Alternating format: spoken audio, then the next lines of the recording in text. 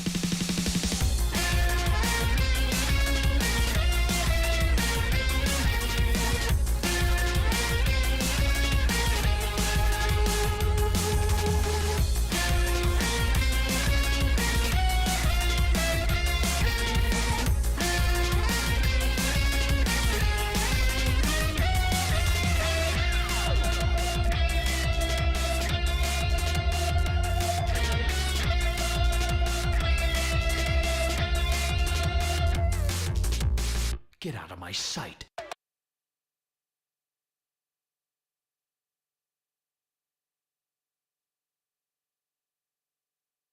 I'm gonna have to run the music for a few minutes longer than normal. I'll be back as soon as I can. Just stomach stuff.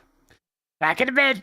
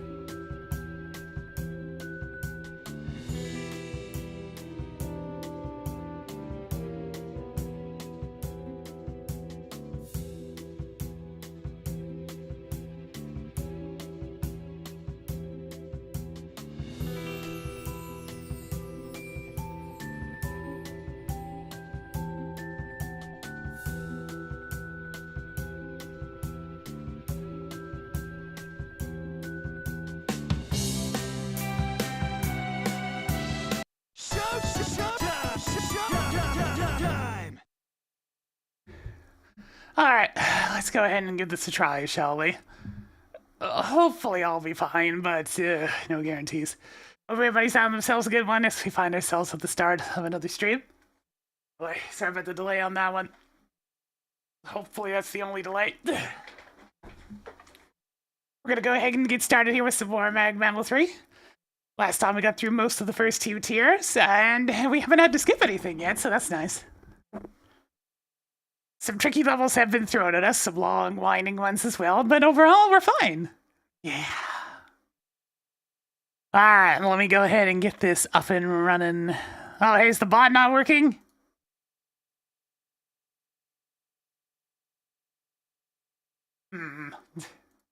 This thing seems to be breaking more often than not lately. Hang on. Let me go to the old dashboard.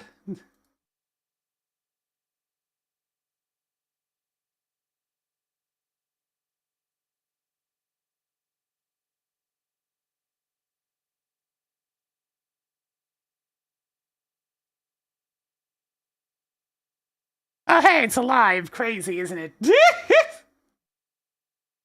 Fucking Streamlabs, swear to God. Delicious speed thing for the 100 biddies. We'll see how it goes. The bot should be fixed now. Piece of junk. Lousy technology. Alright. That's my week been so far. Very, very busy. I've been doing so much physical work the past couple of days that my lower back's actually hurting a little bit. It's not ideal, I must say.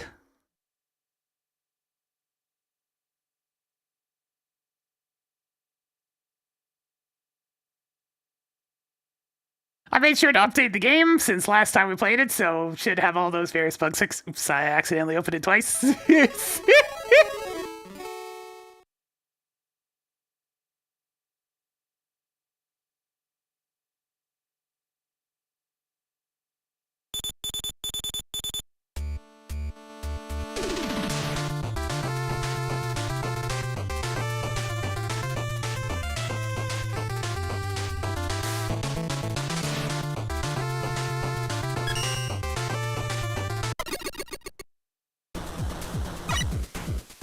Alright, at least it's easy to remember what level I was on thanks to the spreadsheet that I've been using.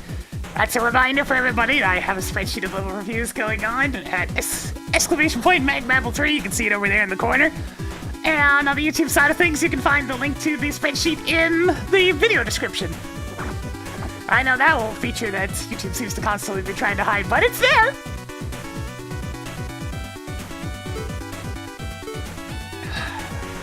As long as nothing went bad with patching, we should be good to go.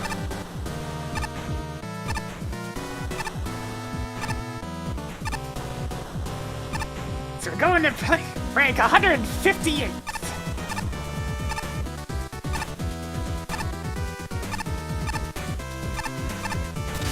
And it's a big nerd, you say it on third person. What, you mean yours? Call me Ishmael.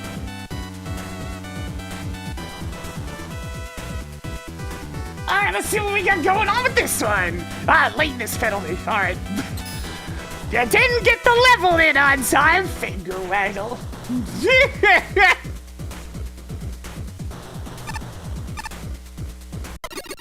Let's go. I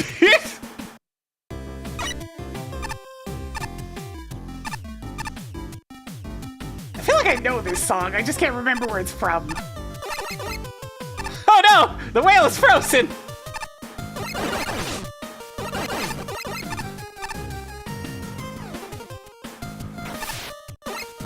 Oh, gimmick, that makes sense. Very first thing that drops today, and we get ourselves a pond. A gotcha pond.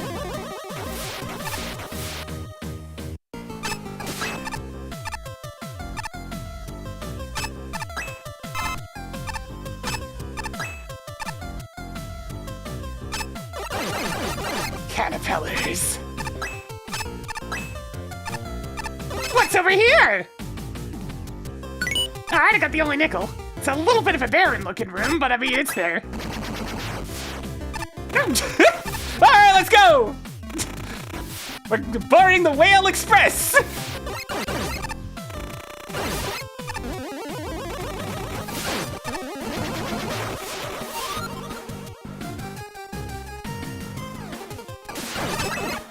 still underwater. All right. If I had to guess why this one's fairly far down here, it's because it's a bit barren looking, but I mean, like, that's about it. It's not much of a looker, but I mean, it at least plays nice. The crystal droppers make a little bit no sense there, but whatever.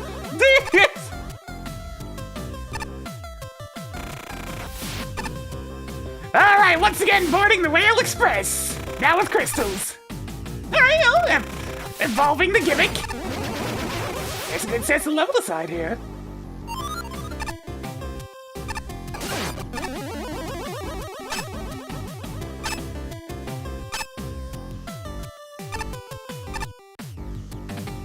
More whales, more whales! Alright, we got whales of varying heights now.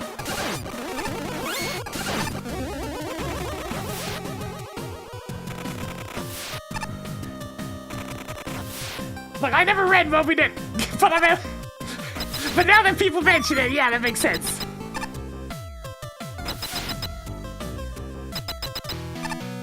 Splash Woman! I suspect she won't like this. Yeah, makes sense. She didn't like the homing ammo weapon before, so...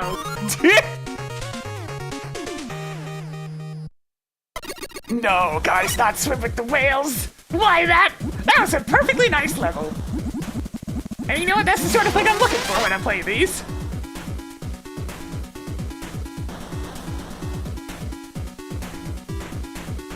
Alright, let's see. What we got here? Yeah, there's a couple of neat ideas. I'm going to tend to that. Creativity, I'll definitely give some points in that because of the whales.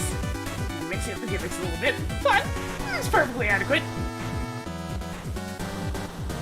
Let's give it a function. Everything worked as it should. There's the 10.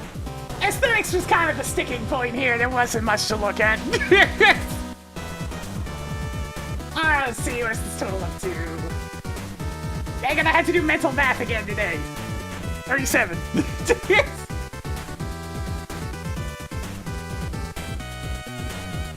A perfectly comfortable level of effects. Cute whale riding gimmick.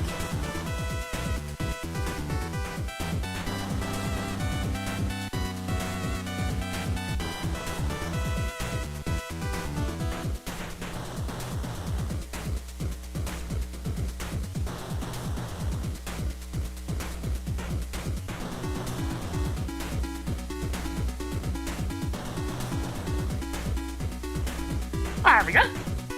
Alright, let's hit the other judges thing. Look at me saying other judges, what am I?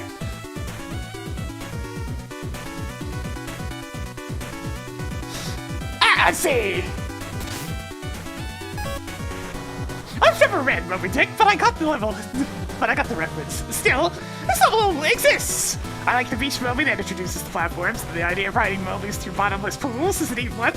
Props for the larger platforms, making it more fair to fight enemies on top of them. Unfortunately, this doesn't really do a lot with them. There's caterpillars, sure, but you can just ignore them and make it across easy. It does get a bit more interesting when the crystals are involved, which makes it a shame the crystal droppers are forgotten so quickly. Otherwise, it's a really short ice water level.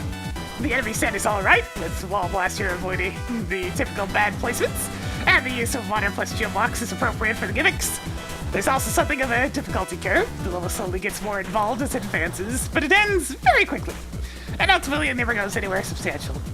It's not frustrating, but it's boring. Still, I'd love to see the Moby Ferry again. Yeah, it's a perfectly adequate level.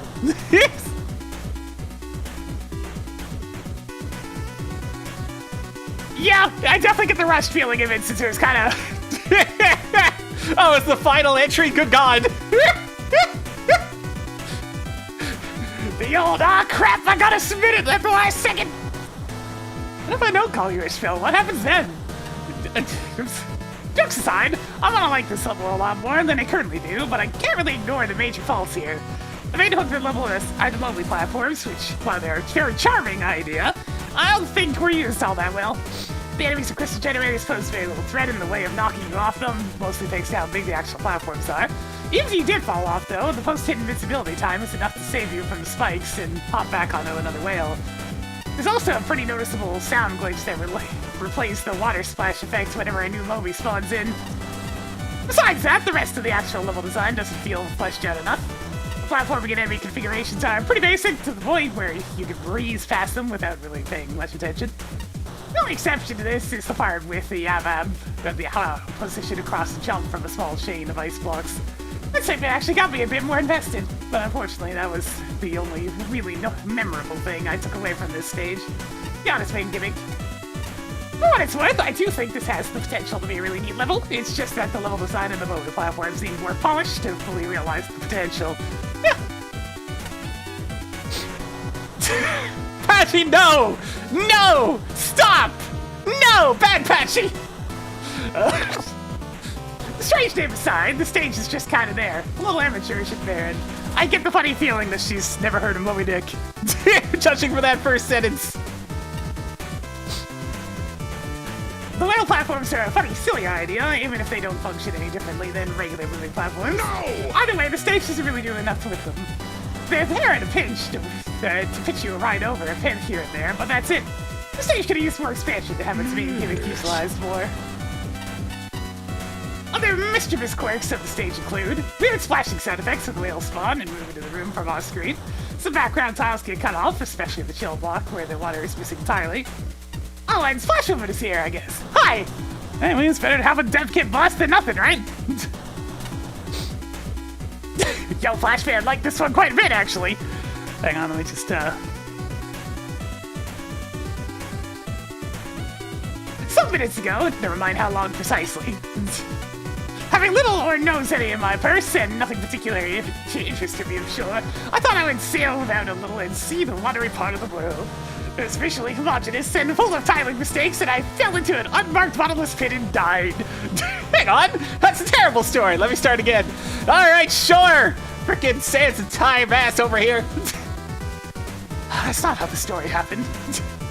I know it's not the most professional level of the contest for starters. There are some obvious issues with missing water collision and rapidly repeating sound effects, but the music is pleasant and the design gets things right, that so many other levels get wrong. Introductions, difficulty, progression, challenges, power-ups, checkpoints, layout, length. It's so refreshing to spend under 5 minutes beating a level that has a logical flow, clearly defined sections, a balanced difficulty, and a structure of teaching and then testing the player. I enjoy when familiar enemies are repurposed to something unexpected, so it charms me to spend so much time of this level riding Mobies. Mobies? Whales. Yeah, that's a bit of a... How do you pluralize that? There's definitely room for improvement. The first section has a lot of empty space, the last section gets repetitive, Wall Blasters is underused, and Rush Jet can bypass most of the level without trying. But there are also some very solid setups. Ice blocks are consistently used well, especially with that one ow. And falling crystals pair really well with whales. I only wish the whales would have made it into the boss fight. That would have been exciting. This is a simple stage with a little bit of a charm. Giving personality to a moving platform does give the level a bit of a theme. The whales were used reasonably effectively, but you did end up repeating that challenge multiple times with very little difference between them, each one. There's a slight difficulty curve, but it needed to be much greater than a small incline. The level does look and feel like a frozen water stage, but the stage has a number of strangely placed tiles and an overall lack of detail. The level being completely blue makes it feel very samey and unremarkable. There were a few interesting places in the level, such as the room combining the Chill Man block and the Crystal Droppers, but a lot of the level is fairly dull and repetitive. By the way, the title is a Moby Dick reference, not a book I've read, so I had to look it up.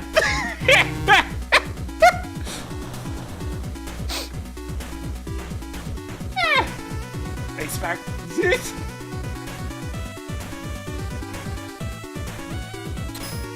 So many of the judges. They don't know the dick, the whale. Who are you?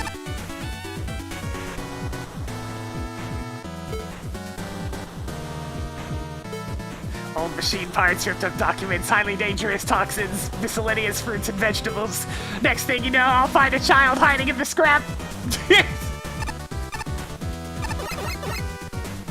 Alright, 157.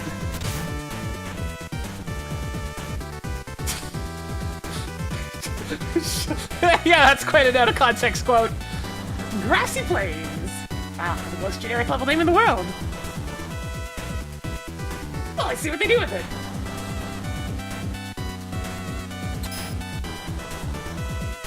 Look, I've never read Moby Dick, but I'm certainly aware of it. Hey, if you're gonna use that code, you gotta make sure to capitalize the dick. Because, yeah, I mean, they're talking about it's a name, right? You gotta capitalize it. Alright, no tokens to find in the sun. In fact, hang on a second. I just realized something.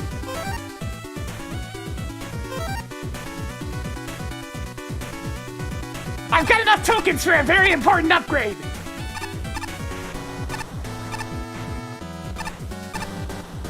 I gotta go to the casino real quick.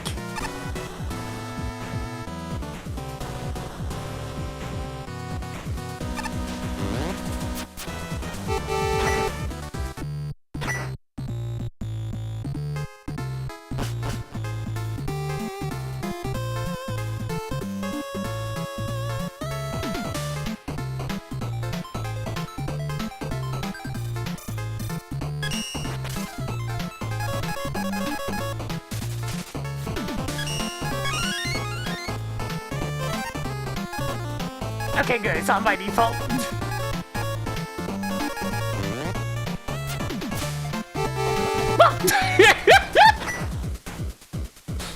You can't just pick me up in the middle of a casino!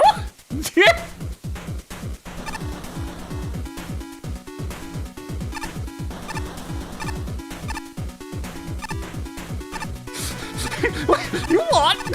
Sir, where did you come from? God, it's like that one lady from Devil May Cry 5 and her damn...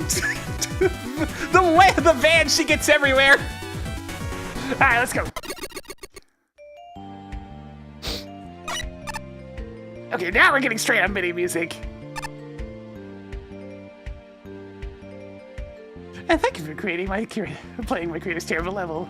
You monster... What? What's with the random apostrophe to tell you that all non-DevKit assets used were designed by him, except for the music, which is from Nizumi Man. Yeah, that explains the kind of MIDI-sounding thing. Huh. Screen stopped scrolling, so I'm just like, is that just... Did that just go down? But apparently not.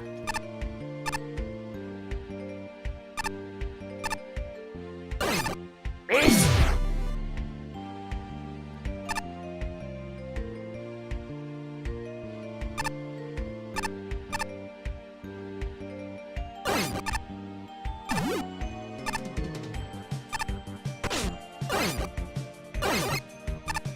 What the?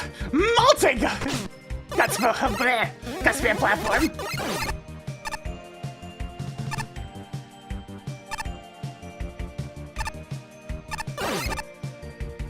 Oh, that looks weird. What? What the heck's up with the tiling on this one? Are they gonna bounce me? Is that what's gonna happen? No. I have... Okay, they bounce me when they're going up. Sure. All right.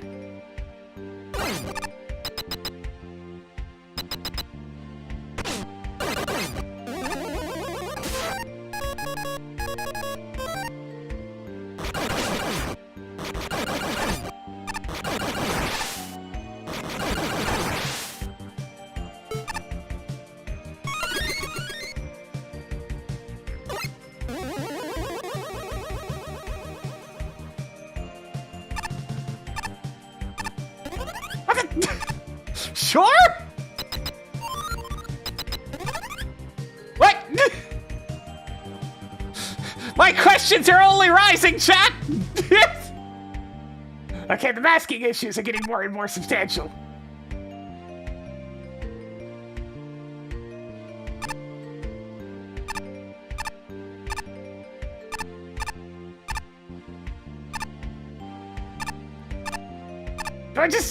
Oh man, that does not feel comfortable having to jump like that.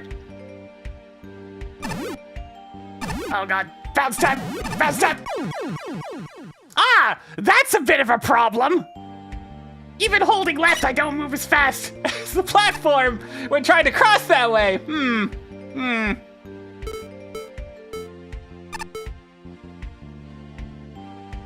gonna preemptively get Magnet Beam ready for some reason.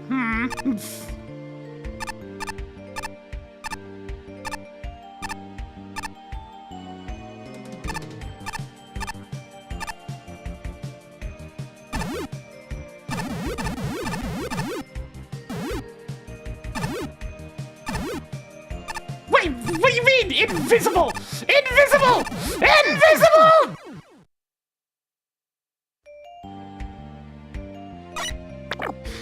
Bad, bad, bad, bad, bad, bad, bad, bad, bad, bad.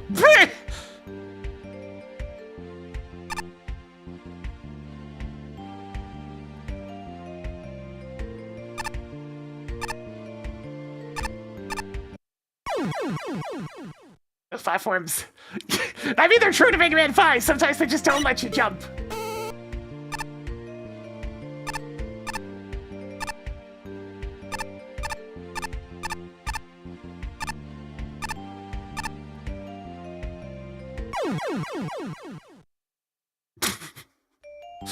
Oh, these screen transitions. I'm starting to rush.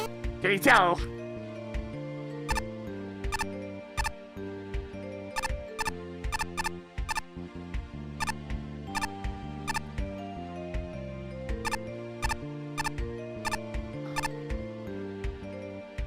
What the heck even happened there? I got a hole in one!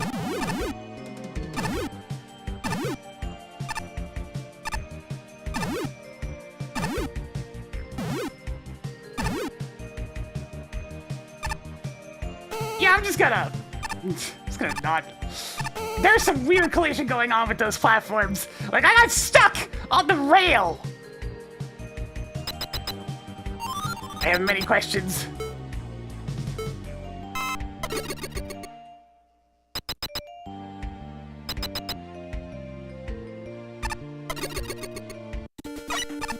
What?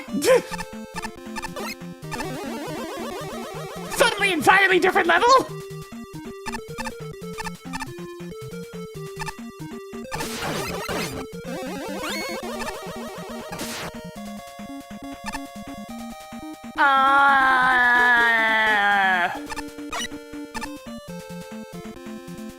Apparently I go down. I have so many questions.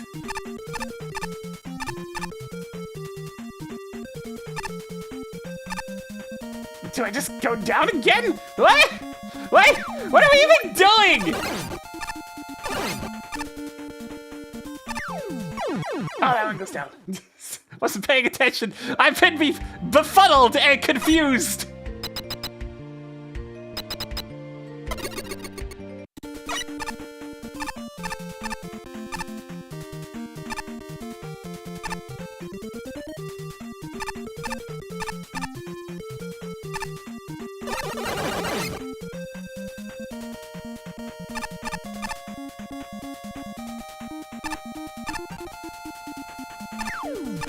There's so many screen transitions like that, by the way, where it's very possible to just immediately fall to death.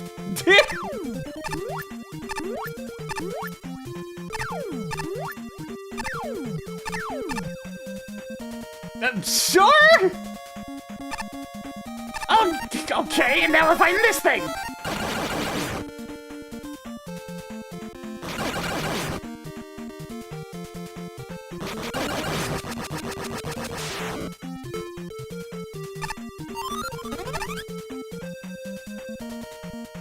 And now we're upside down, because, of course!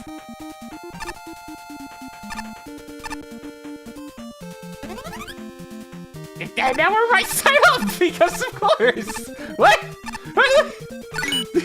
Yeah, this is really me just throwing shit at the wall level right here.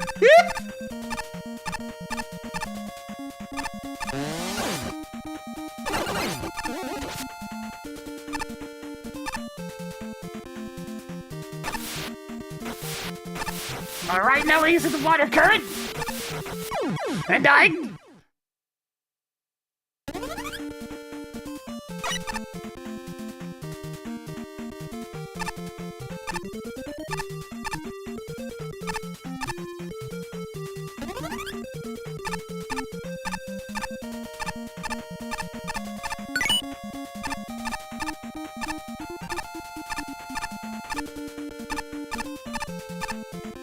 What's going on with this level? It's just called throwing stuff at the wall and seeing what sticks.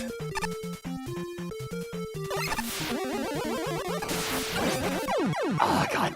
It's really awkward because you have acceleration when you're on the floor, but not when you jump. So it's like the weirdest kind of wind.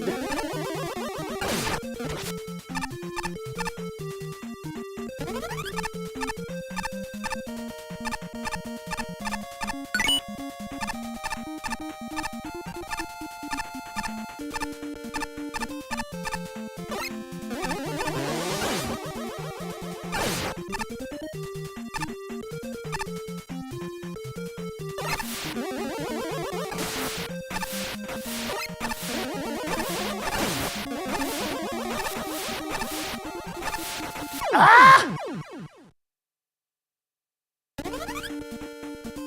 It's really disorienting to be moving at two entirely different speeds on the floor and in the air. I'm just saying.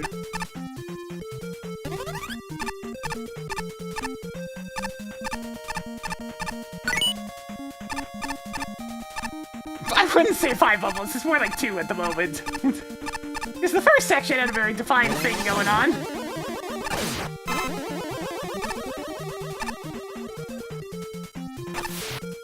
This section's definitely a lot more. Okay, I swear I pressed jump that time.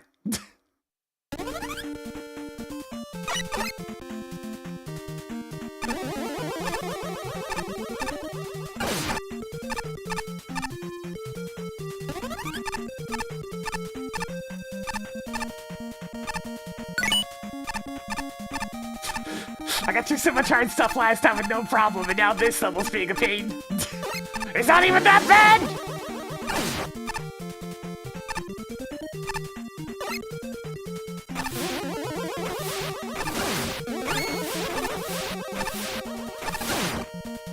There! Why did that take so many attempts?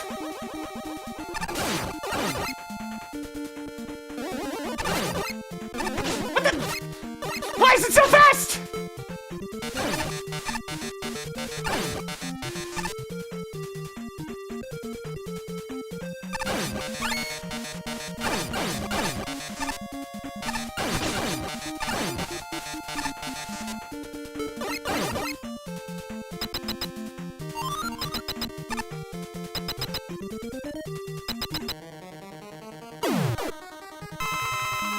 What? I have so many questions!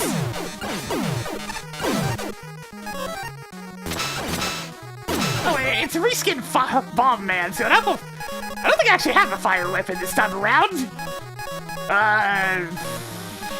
Let's try to dash into him. Lysol? No. Butterbeer. Water shield? Tornado blow! This? Doesn't even care. I guess just doesn't have a weakness then.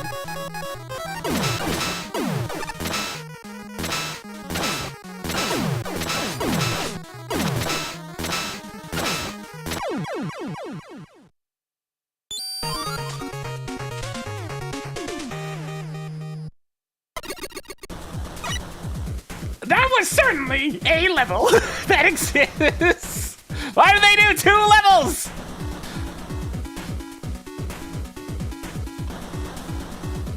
Alright, I'm gonna swap it up, I think. Yeah.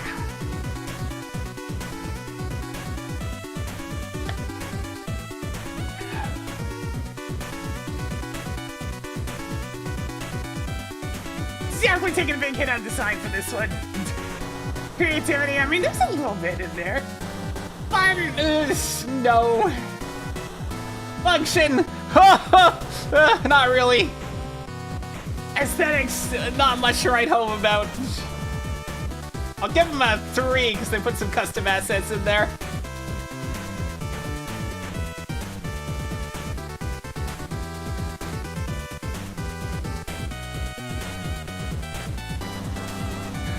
This is 2 levels, not 1 level.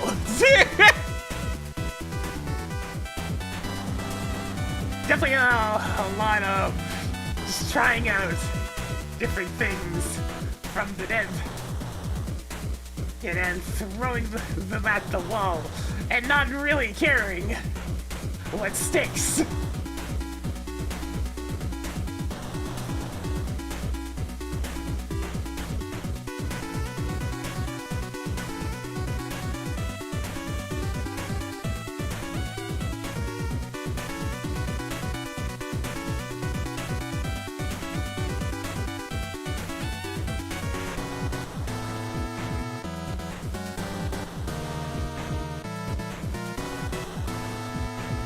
There we go. Got a little review written for that one. Let's see what the judge had to say.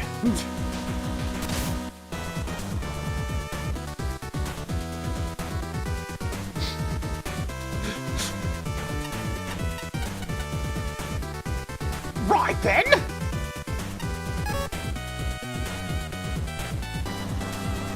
At first, this didn't strike me as great, but I was at least intrigued. Not many levels use Grassy Plains for their visuals, and that gave the level something unique. It also had some neat toys, including bounce platforms on rails, some baffling pit rescue service that doesn't always work. Wait, what do you mean, pit rescue service? What? I never encountered that one. Oh, yeah.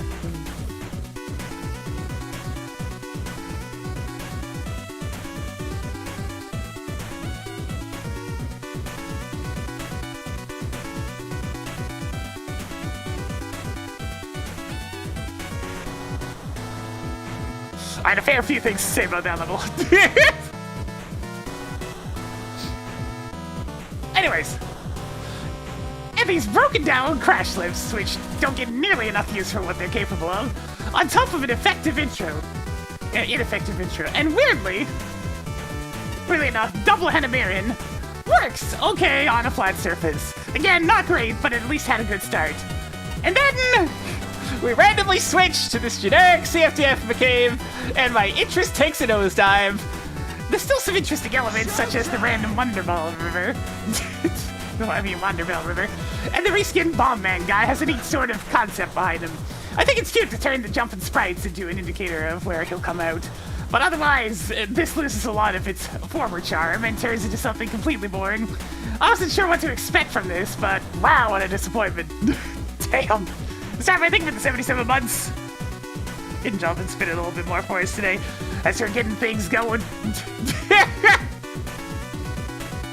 Well, the first half resembles the level's namesake, at least. I'm not sure why it switches to a cave setting way through, but it definitely caused some mild confusion during my first playthrough. I would say this is just a minor oddity with the level's theming, but the sudden shift in ideas doesn't stop at just the visuals.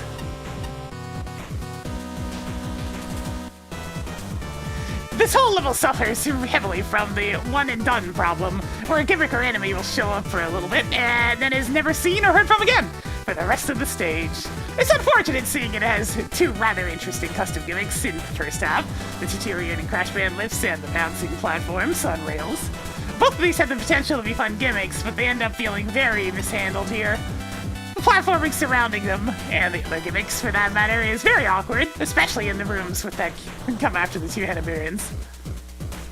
The deteriorating platforms are used a total of 3 times, the first of which you can easily skip interacting with, while the bounce rail segment is made slightly annoying thanks to how easily it is to ricochet off of the other spring spheres, especially the first cluster. The bad visual conveyance here doesn't help, as part of the platform's path doesn't have any rails to show where it leads. Yeah.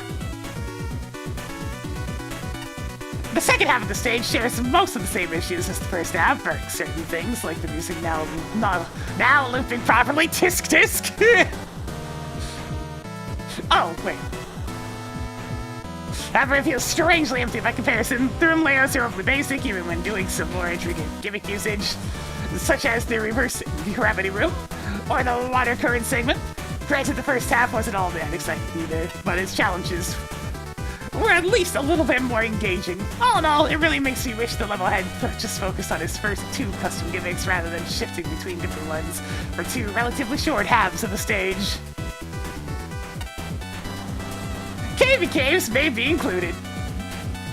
Weird aesthetics and overall a rather awkward stage to get through. The primary detriment is that the stage often fails to convey what the gimmicks will do or are actually doing to the player. It took me a while to understand why the line guided bouncy balls sometimes bounce you and sometimes don't. They bounce you if the line is in the off state. Yeah, the fact that the ball graphics don't reflect that and the player was never introduced to it in a more controlled environment was a fairly annoying experience to say the least.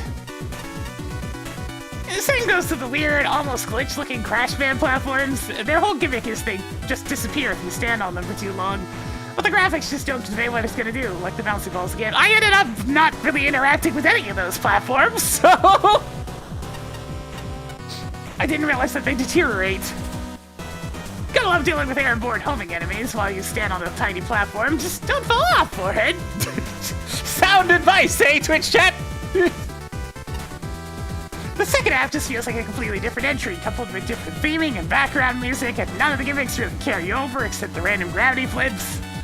The water current gimmick again has no graphics to immediately convey that the water is in fact pushing you. It took an unfair death to realize what was going on initially. The boss is just a Bomb Man reskin that has somewhat confusing sprites. The arena is smaller to make it a little bit more tricky than its original incarnation, so that's at least something. I want you to play this level like I did, picking apart the details and trying to break everything. Sigh at the self-depreciating sign, setting the level up for failure. Take in the unappealing basic surroundings, but appreciate the graphical flair of the Parallax Clouds. Enjoy the understated soundtrack and try not to think about the improper looping and melange of audio styles. Hey, that's just Izumi, man. Recognize that the rail-guided platforms have creative merits. Consider that the crumbling platforms need a proper destruction animation, as well as bits of debris falling off to clearly communicate what's going on. Criticize the bouncy platform trains for their non-existent learning curve, inappropriate use of invisible rails, and failure to look like they belong against a blue background. Ponder why the level title only refers to the first half. Raise an eyebrow at the drill bed switch and the key gates, which waste time and money the challenge focus. Lament that most challenges are either empty and dull or egregiously unfair, and that more checkpoints are needed. I don't know about that last bit. Melange. Marvel at how a body of water can look perfectly still but contain rushing water, and at how the water abruptly disappears when its purpose has been fulfilled. Observe that the only way to determine what's a downward screen transition and what's a bottomless pit is to throw yourself in!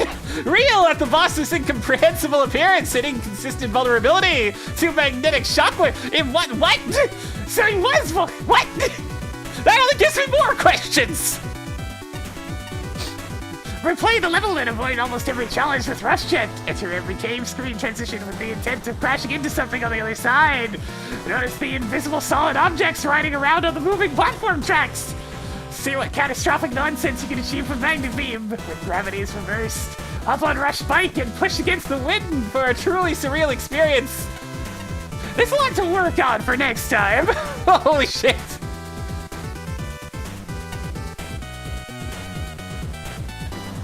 Yeah, must be something like that. I mean, the other weapons work reasonably well. And the springs on wires, I thought, is so poorly introduced that I almost asked the dev team if the stage is broken. Given that it's the core mechanic in your opening area, not the best of starts. Still, I can't go too hard on this, really. It's clearly a beginner's effort, so I'll just quickly point out what needs fixing for future stages. Several screen transitions straight up kill you if gone through wrong, either by being shunted out from the wall or just plain not having a floor to stand on. Some of the invisible wires that you need to know exist, and let's say the music looping in this stage was unique. Yeah, this is a level that was not really tested now, was it? And areas of the final portion of the stage often feel tacked on and are frequently just devoid of any content, or with a gimmick showing up once and never again. Stick to just a few, otherwise the level really does feel also devoid of a challenge.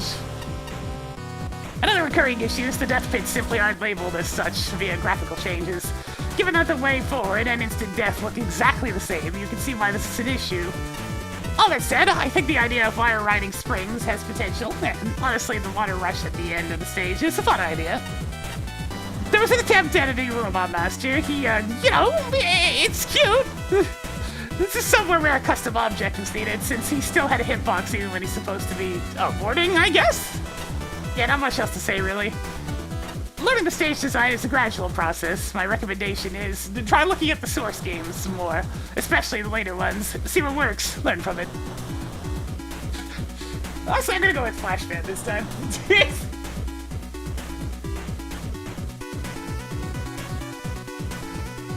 I can actually type 85 correctly. What do you want?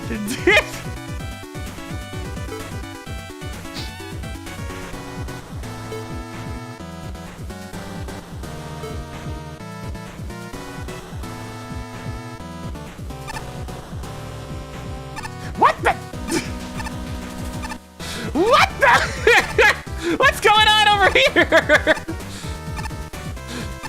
I seem to be messing with the camera a little bit. Don't mind me.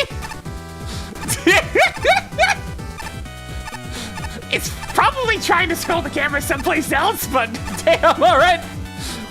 That's a little weird.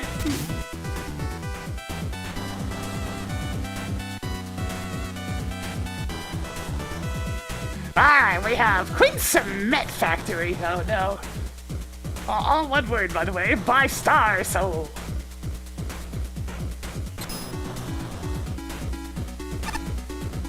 And no tokens again.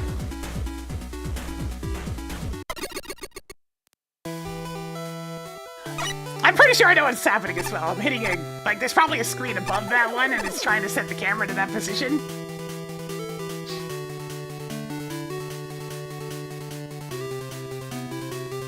Okay, but is it this diff? No.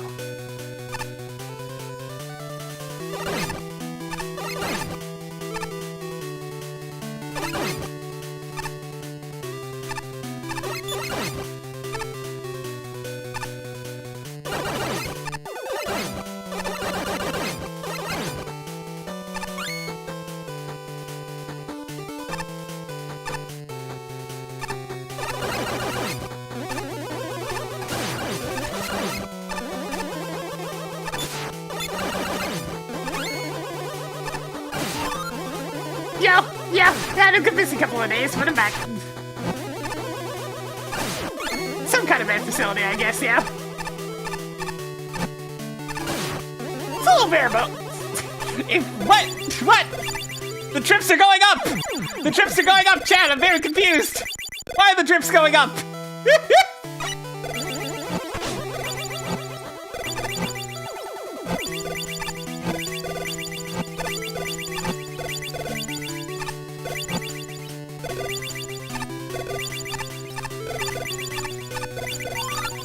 Drops. Yeah.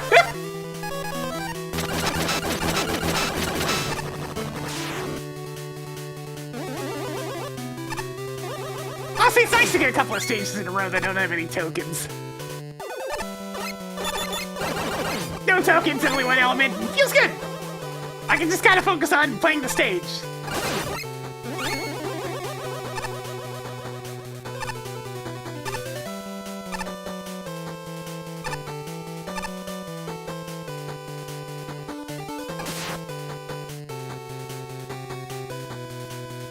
Teleporting to the right.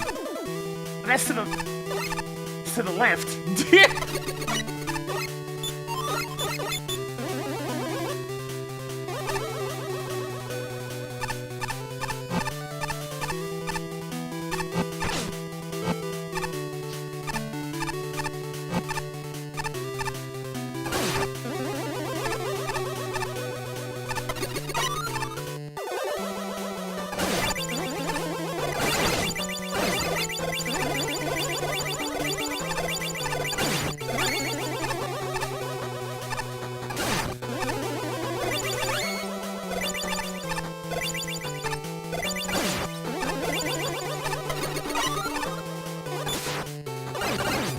We're definitely hitting a bit of a spree of stages that are definitely stages.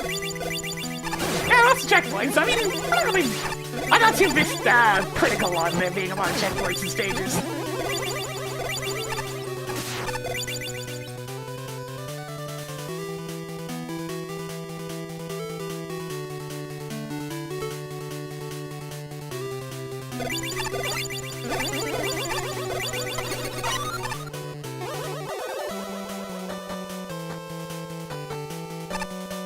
Alright, it's probably gonna comment on how the pitch was prepared now.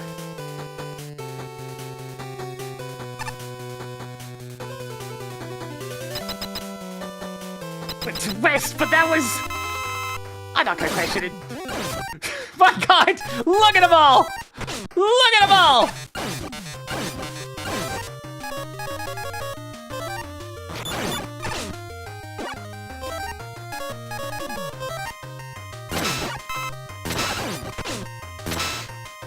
It's so big that I don't really have any room to move.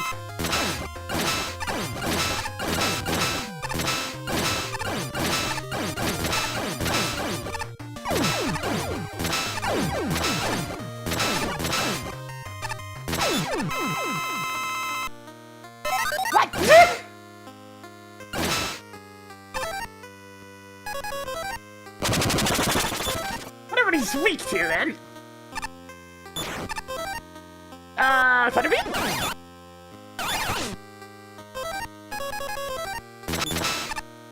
What? Laser Train just stuck in him! How the hell did that happen?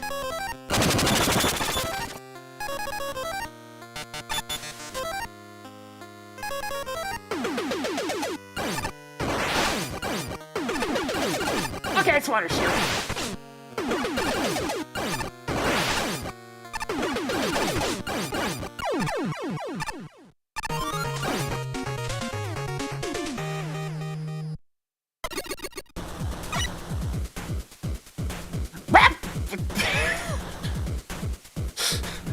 That was an experience.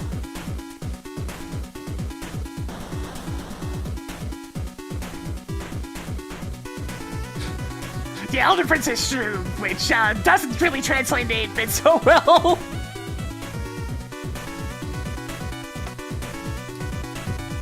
Bubbles. Alright, let's see. What's really a whole lot going on with this one? Creativity, there was a little bit. There was a little bit. Fun. There was a little bit. Function. Mostly was fine. Aesthetics. I've been handing out a lot of 2s and 3s on aesthetics. There's not been very many lookers at the moment. Alright, let's see. I guess it's a total of 24.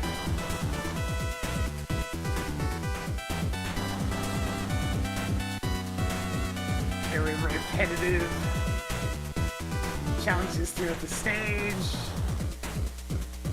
Of being mostly just conveyors and fire tellers. Not really much going on. Also, it feels like some of the directions in text are backwards. Third boss fight. Last phase was very, very spammy. Would hate to try and fight it. Buster only. Alright, well, let's take a look and see what the judges had to say about this one.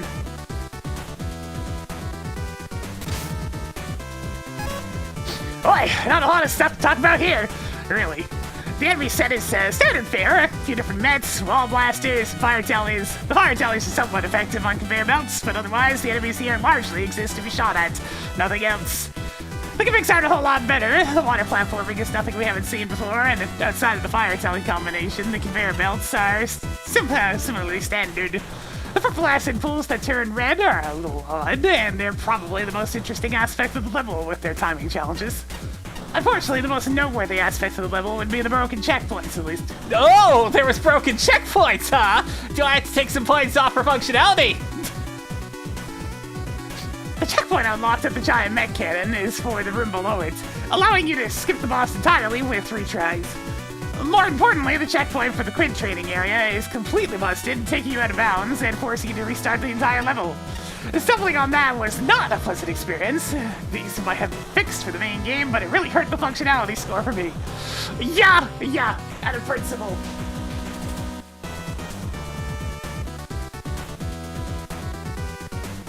Docking a few more points for that one.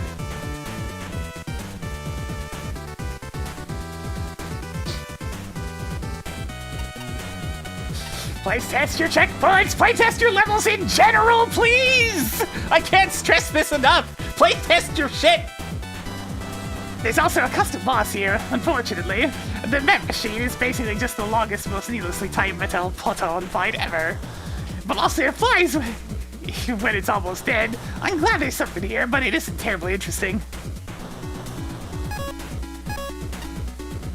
There's not much to discuss with this level, sadly. The aesthetics, room layouts, and enemy placements are all pretty basic, with those last two especially being a problem, since it means you can breeze through most of this stage without even thinking. The segments involving the conveyor belts and acid droplets and fire tellers are a step in the right direction, though. I still consider them a bit on the easy side, but at the very least, those sections were a bit more engaging than the rest of the level. That aside, the only really notable thing here is the boss. While I think the concept of a net-producing machine is pretty sound, the execution leaves a lot to be desired. You can trivialize the first phase by standing in one spot and jumping with the hand and spamming the laser trident. That's what I did. While the second phase is basically a much slower-moving lightning capsule that only spawns mets. All of this makes for an unfortunately easy and rather underwhelming end boss.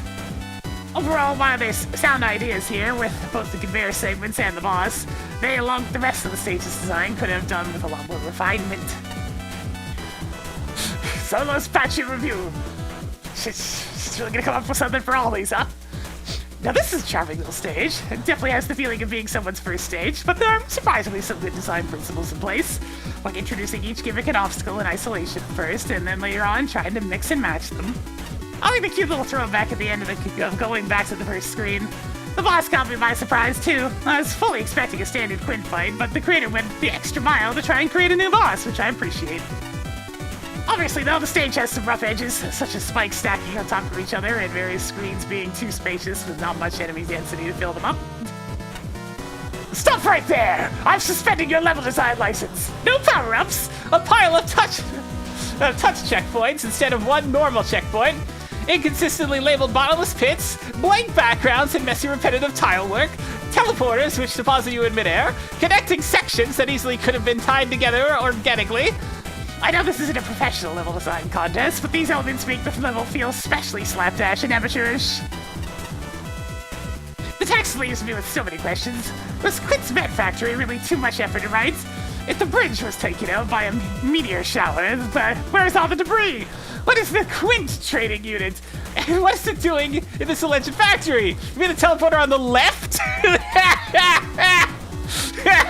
Oh good, somebody else pointed it out. The fact that Laser Trident and Rush Jet obliterate any sense of difficulty is a sign that the challenges in architecture are nearly complex or varied enough. I see the start of some good ideas. Conveyor plus fire telly, 2 directions of acid droplets, which need a color consistency check. The inconvenience of maneuvering around a broken bridge, but nothing is ever developed into anything novel or satisfying. I get no sense of purpose of the challenges other than to fill the time between the bridge gag and the boss. I love what the boss could have been, but crippling weapon vulnerabilities, a dull middle form, a lack of visual polish, but not mashing the controls like Wily and Cossack do, limitless enemy spawning, no protection from enemies while the final form powers up. There was a power-up in the final form? Almost inaudible final music, and the possibility of the final form drifting out of the arena forever! What?! Wreck the whole thing! At least there's the Ashishi, so I guess that's one power-up. What do you mean he can drift out of the level forever?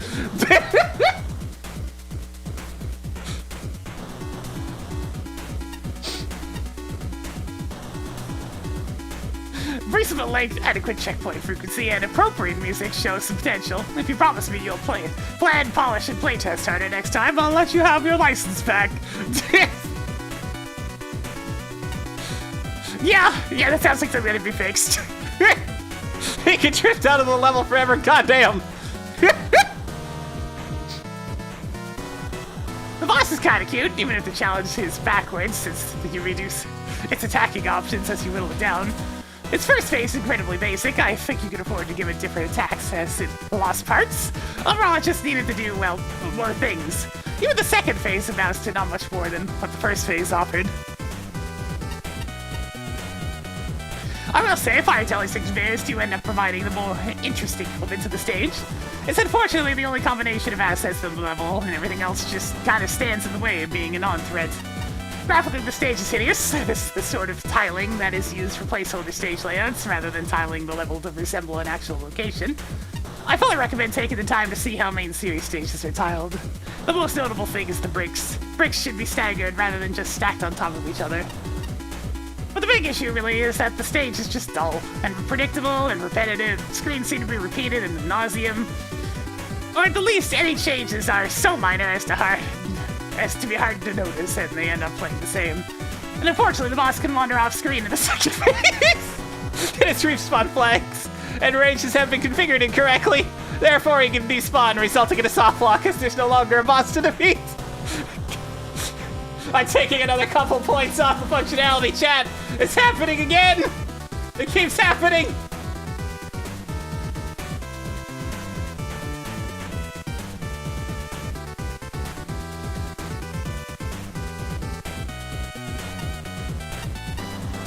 This is clearly a first effort, I think, but the reason it ends up being an unfun stage is fairly benign, at least. Which, hey, is better than the alternatives. Look at the level maps. You can find them online and with enemies and assets on the maps from MAGMML3 onwards, and pay attention to how the stages are put together. Compare your stages. It's not peer pressure, it's just understanding that, you know, functionality is important. Also, hey, Spark.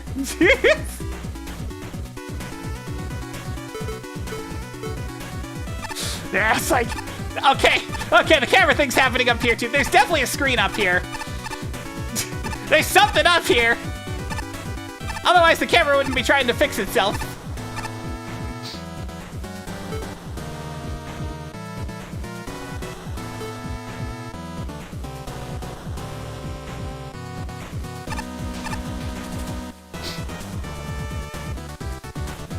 I know in many circles as an ideas guy, but it seems that nobody wants to hear my great ideas for video games. Wouldn't you agree that there needs to be games with meaning in them?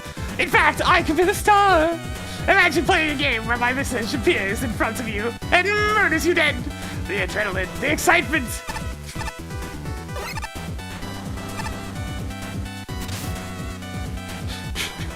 I'm just doing this for funsies. In terms of like the giving things scores. They're very slapdash and spur of the moment, so Ballad Square of Doom by a madman! Oh no! Alright, in we go! Oh, okay, immediately losing some points for that one. What do you mean you just get shot the second you spawn into the level?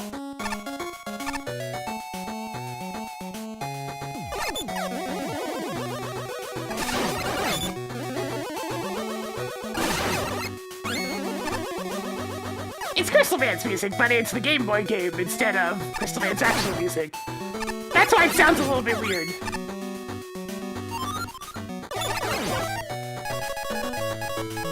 Ah, I see! We only got a small selection of weapons this time.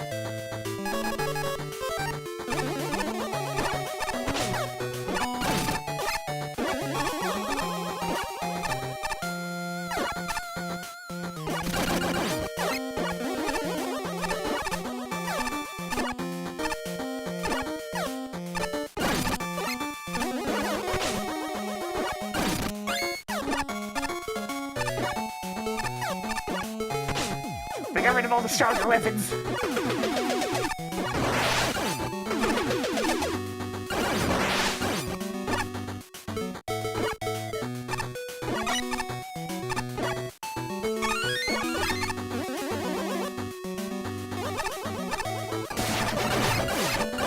I mean, it's the first level we've seen where somebody actually decides to get rid of some of their weapons.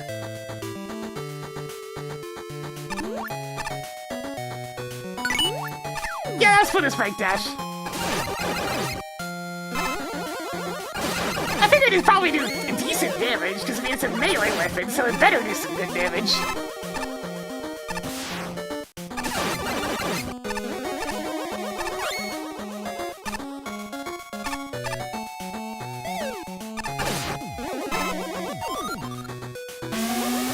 Sudden style change! Why does this keep happening?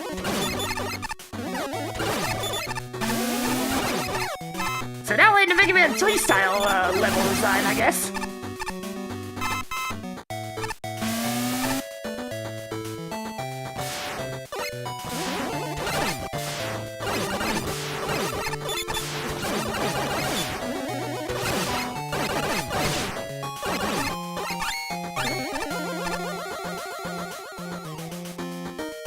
Yep, I bought the Find Secret power-up, so we have that handy now.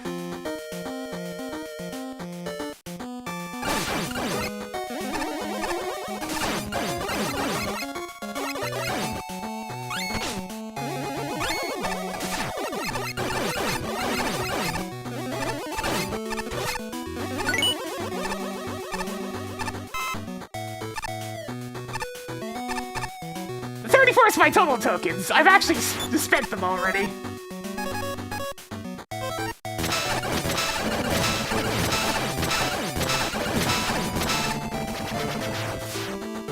Wait, actual necessary utility usage. Alright, sure. So why are we suddenly Mega Man 3 now, anyways? Also, very easy potential for soft lock in there.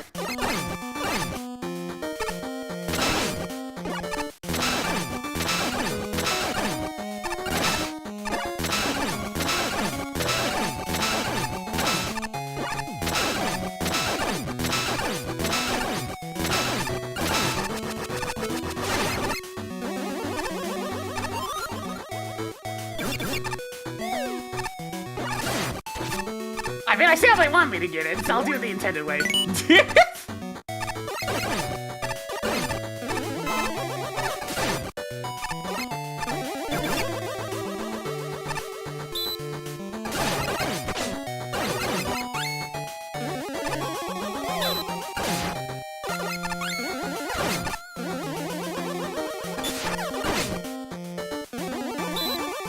I mean, I don't mind people down disabling weapons.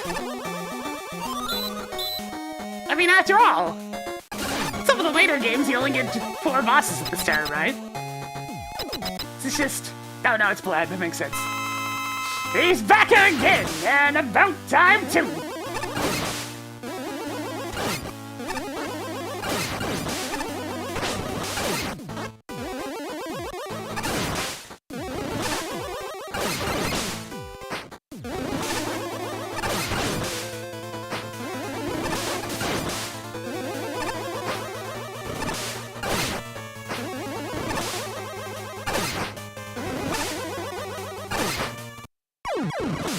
Damn.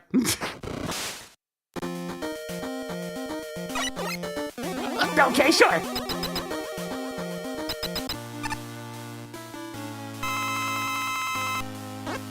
It's funny, I have the same issue with multiple of the Mega Man killing bosses it being difficult to tell when they're gonna jump and when they're gonna run. And that being like where all the difficulty comes from.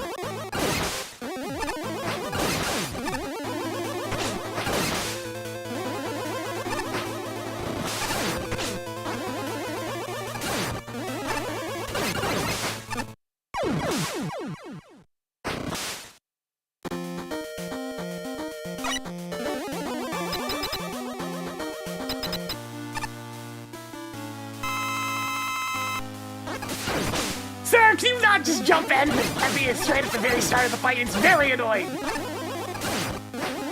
What do you think you are, quick man?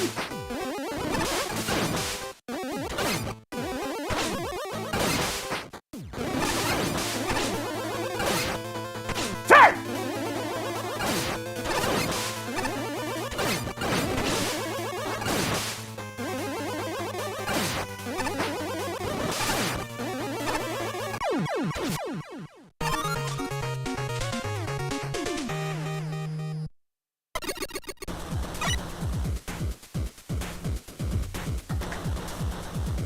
There's another level that just kind of exists. Yeah, I've been alive, so that's why I don't really care about finding the weakness of absolutely everything.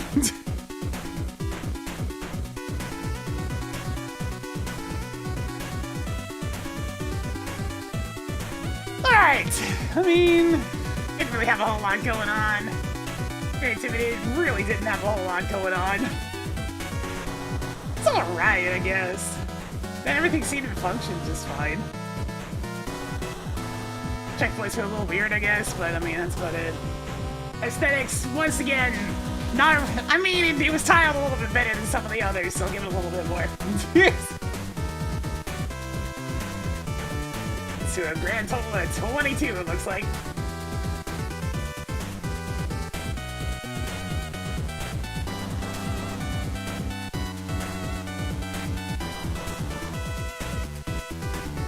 Why did the level very suddenly change its entire theme randomly in the middle of the level? Not really a lot going on here. Got a couple of single... platforming moments, usually for tokens. But overall, a simple level that exists.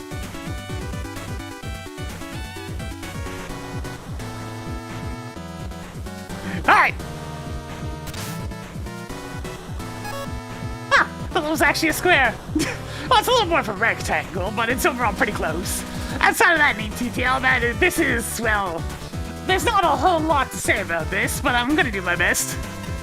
On the neat parts, makes good use of the elements from Mega Man 10, besides the one that instantly shoots you as soon as you spawn. Oh yeah! I already talked to that point, but I will at least comment.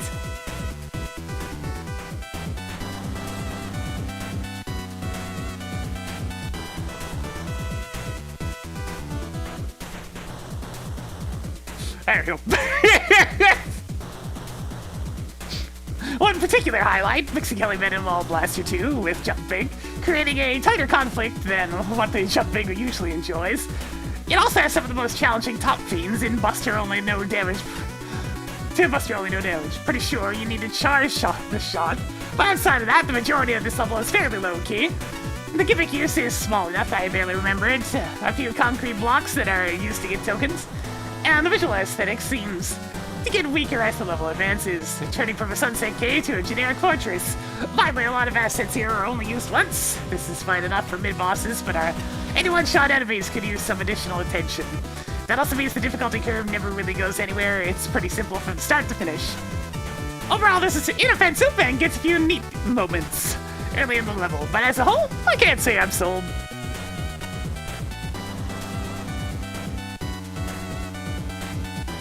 Well, the square part of the level's title is certainly accurate. I'm not sure if that's necessarily a good thing, though. Having everything condensed into such a simple path can hurt your stage in a number of ways. For one, the actual level structure and progression can end up being pretty boring, as is the case here. Vertical section followed by horizontal section, repeat once again, then the boss.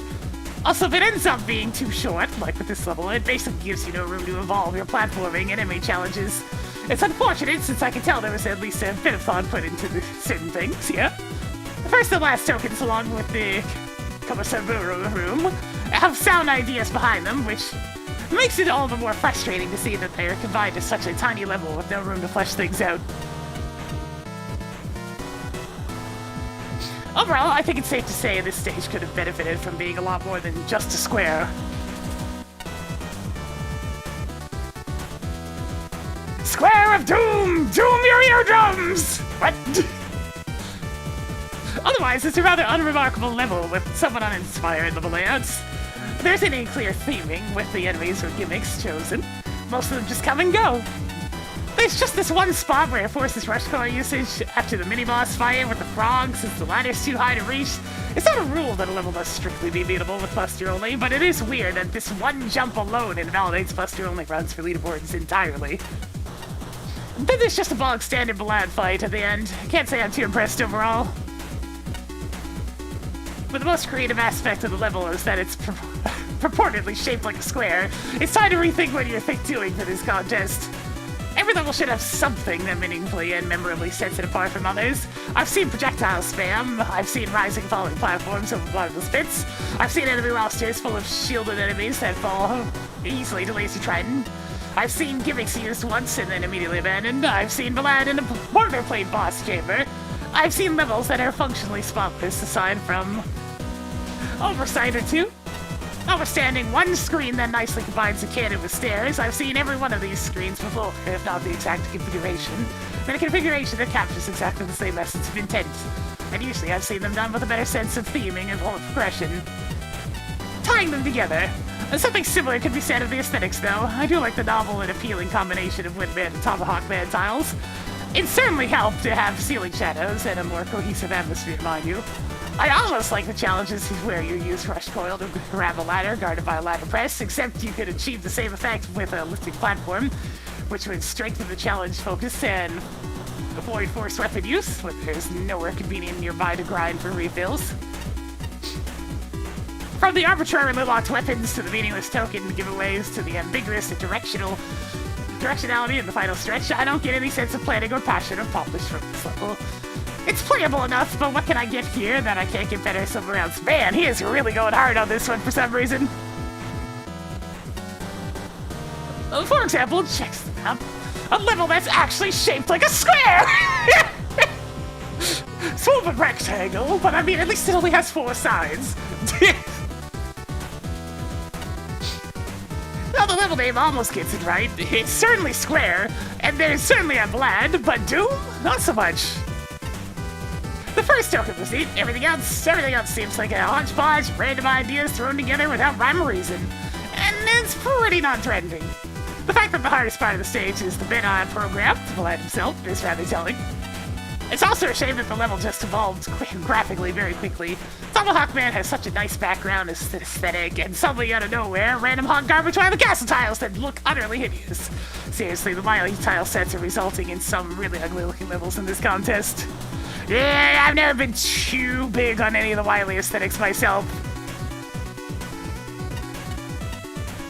Also, I gotta ask, Blood is the boss, right? Why the name of Quint does the stage use Crystal Man's theme? That's just weird, dude.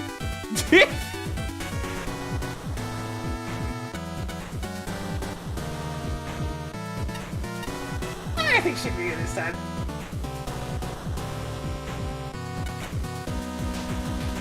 Alright, next! What up, Bomb Man? I can't believe this! Get a load of this!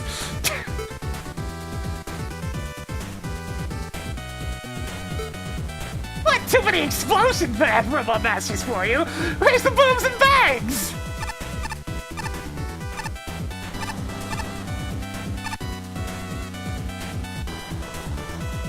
Exclamation point MAGMML3 there. It's in the lower left side of the screen. Yeah, here we go. Alright, next up we have Grapple. Whoa, that's certainly a name. Why Clash Crash?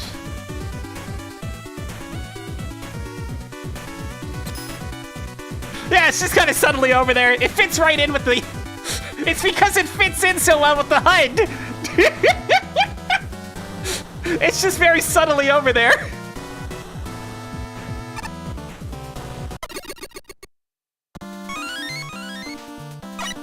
Wait, what did... Oh, I just have unlimited. Wait, not unlimited. Why did it start me on Thunderbeam? Question mark? What? I have questions.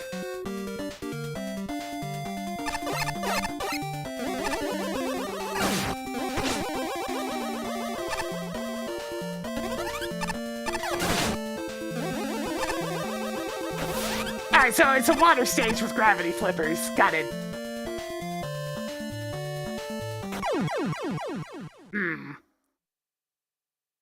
The transition point for the gravity flippers don't line up with what it's like an actual Gravity Man stage, but I'll attempt. They're about one tile further forward than they're supposed to be.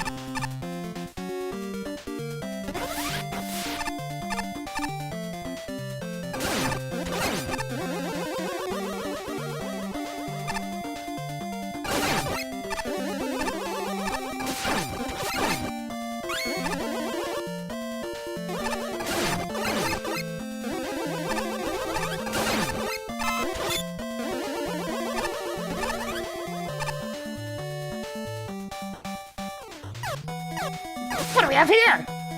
Yo, Talk to Light. That's your sprite right there. I mean, you can, but I can also just...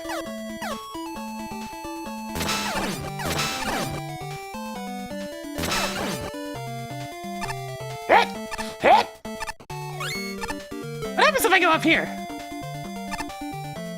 Nothing, alright.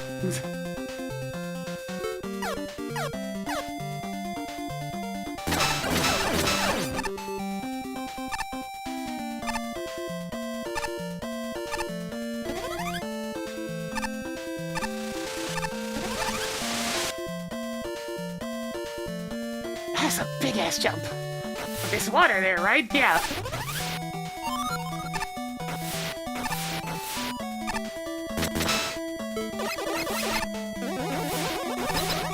Oh god! Oh hey, it's actually Gravity Man! What up?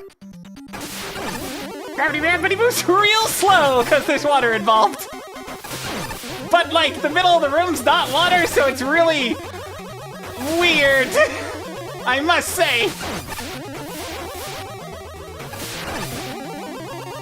Slow-mo Gravity Man. And yeah, he's a mini-boss, which always feels a little bit weird. Oh no. We've got a jet ski section. It's happening. Alright, it's happening. Everybody stay calm.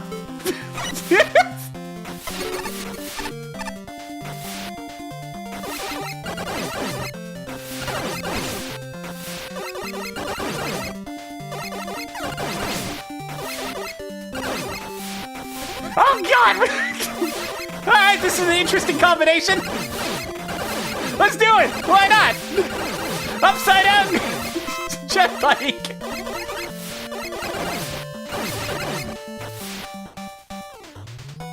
What the?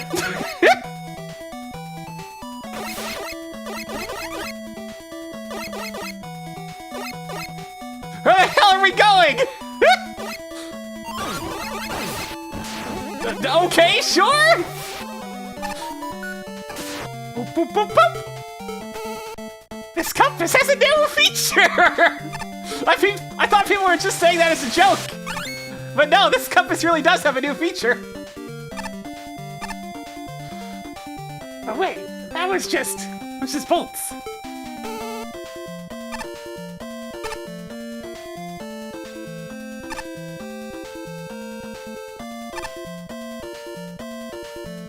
Yeah, I adore that they use that sound effect, it's so good. Boop beep boop beep. What's with the suspicious gap in the wall?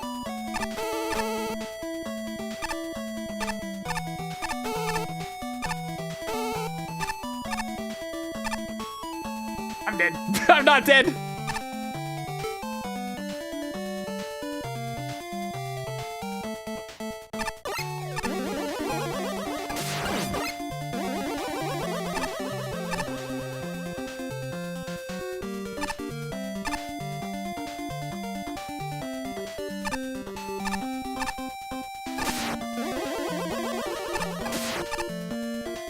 I assure you. Wrong there. There is ground over there.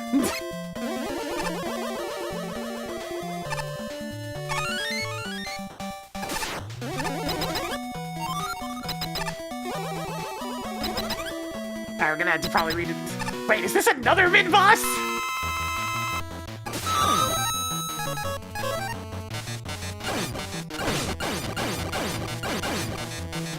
Splash Woman is not having fun! She is not having fun!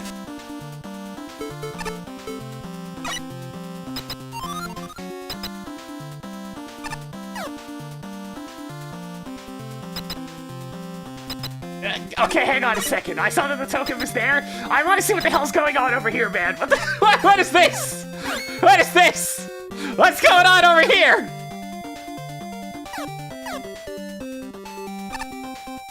Why was there a message box that I can't read? Oh god! Hang on! Hang on a second!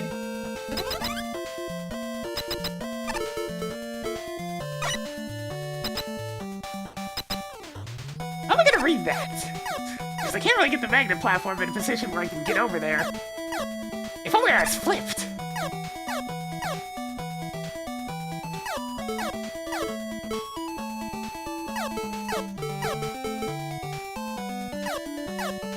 Suspicious text box!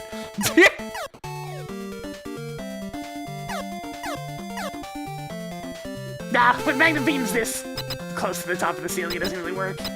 Oh! I can go backwards through the doors!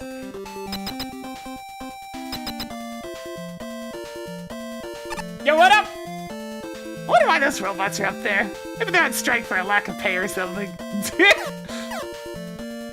Aha! I have gone upside down! Well, That's the thing you can do, I guess.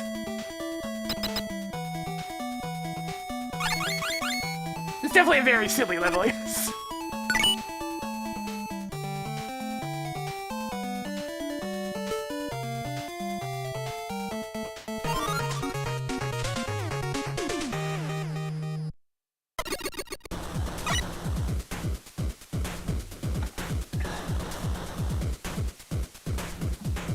Alright, let's see. I mean, it certainly had some ideas. I'll give some extra points in that. Let's give it a 9. Creativity, I actually really genuinely liked the gravity and jet bike section, so I'll give that some extra points. But it had some fun aspects, why not? Function, everything seemed to be working just fine. There was just the slight oddity of where exactly the gravity split tiles were. And aesthetics, okay, it wasn't really much of a looker. The tiling was all sort of wacky looking. But overall, not bad. Let's see, where's that total up to? Having to do more mathematics! I really should just have a calculator open, but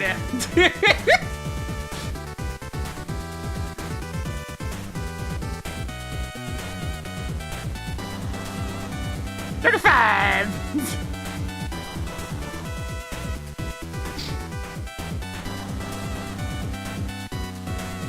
A bit of a weird level, this one.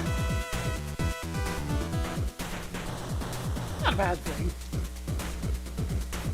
There's some gimmick combinations I really liked, such as the jet bike with gravity flipping.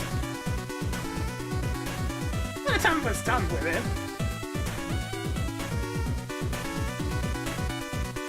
but it certainly has potential to go a bit wacky. Aesthetically, it's a bit plain. The water tiles especially being very inconsistent and weird, like with Gravity Man's boss room. No, a perfectly pleasant play.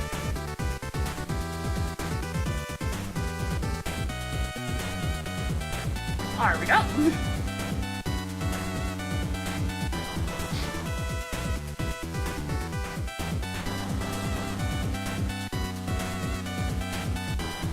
Yeah, Sally, I am a big stickler when it comes to traditional levels, so if you offer me something that's very much not a Mega Man level, it just immediately gets a 0. Because, I mean, I want to play Mega Man levels. I could just have the spreadsheet do the math for me. I could! Do I look like I use the spreadsheet file program very much?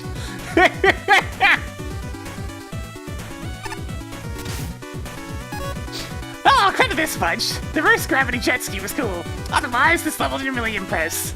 The only outright bad design was the awkward gravity jumps at the start of the stage. The rest of it was perfectly playable. However, there's also a large number of items that are underutilized. Geary was just scenery, and both sheep blocks and gravitrons are used once and never again. Even the core gimmicks, reverse gravity and water, don't really do anything interesting. Combine this with a very haphazard visual aesthetic, and this needs a lot of work to be made good. I can play it and enjoy parts of it, but that's about it. So initially this level was submitted with a minor typo. The Q and U were swapped. Now it's been properly fixed up, I can safely say the title of this stage makes a lot more sense in hindsight. As for the level itself, it has some pretty obvious issues right from the start. Everything looks messy due to the jumbled tile usage, which is only further reinforced when the water is suddenly cut off, both visually and functionally. But what's meant to be background tiles, that aside, this stage doesn't have much to offer, as most of the room layouts and platforming aren't all that engaging. What few enemies exist are made visually non-threatening due to the way they're placed, which is especially true in the wave bike segment, considering you can get through it by just mashing the fire button without ever needing to jump. Along with there being several screens of nothing along the way, the wave bike section felt more like a small time waster than anything. Hey, it was at least something. I can definitely see what the intent was here. At least combining gravity and water gimmicks is a fine premise. I definitely think it could be turned into an interesting level. The execution just needs a lot more polish.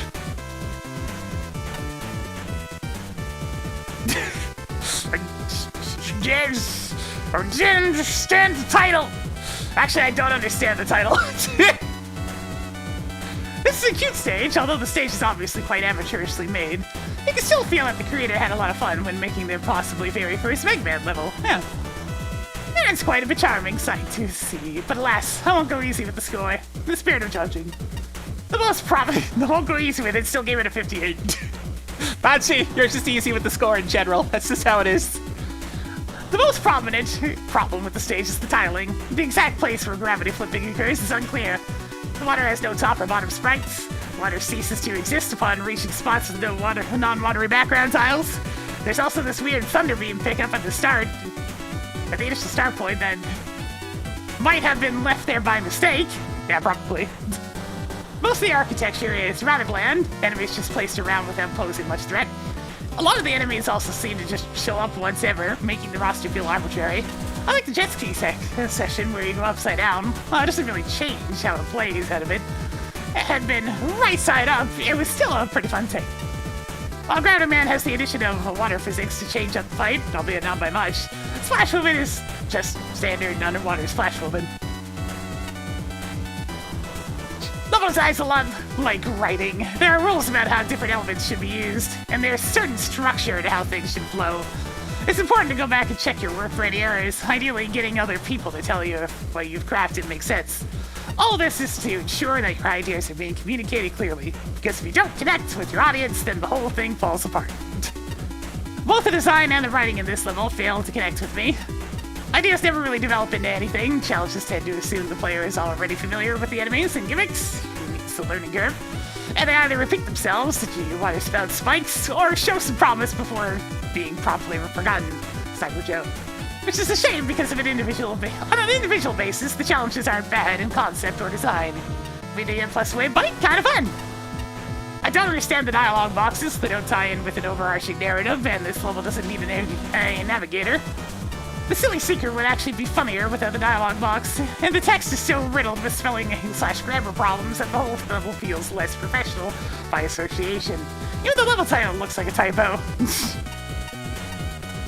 Sniper Joe never shows promise. Yeah, you got a point there. Other observation, the graphics lack any style, but they're functional, save for background arrows that don't precisely line up with where the gravity flips occur. Checkpoint hiding placement is acceptable. Hiding a token in front of the energy element is pointless. Makes me work for it. The level allows for so much needless backtracking that I once played it in reverse, and that was more satisfying than progressing forward. This level could have been a topsy-turvy collision of water gimmicks with Gravity Man assets and gravity gimmicks with Splash Woman assets. As it stands, it's more like a playable brainstorming session.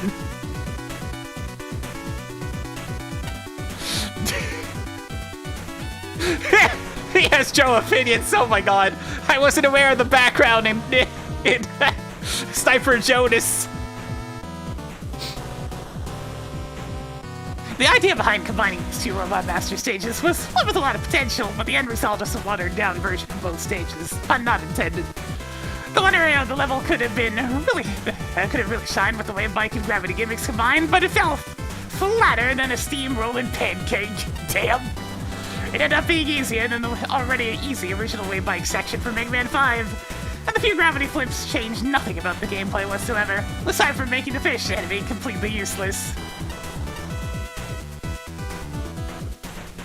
Throughout the level, there were a lot of empty screens filled with enemies that only served as decoration. The few enemies and gimmicks that ended up in the player's way only really showed up once and were never introduced well.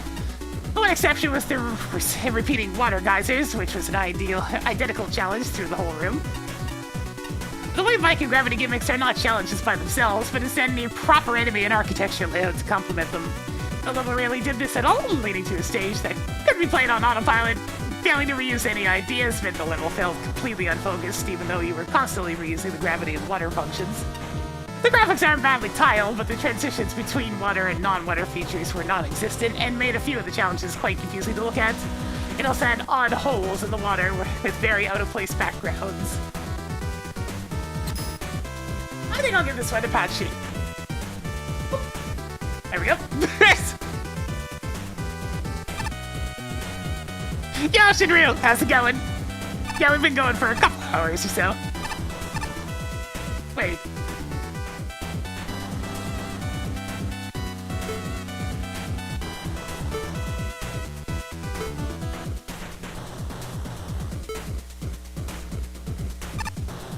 place also not 15 levels.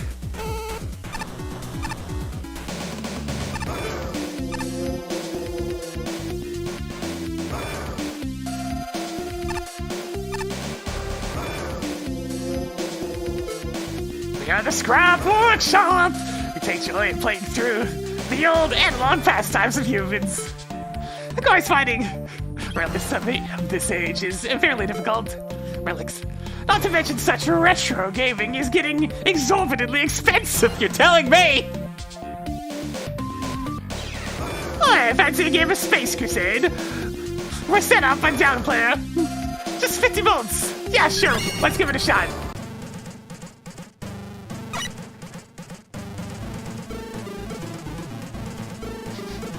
Better move it, soldier. We must stop the alien scum. Let's go.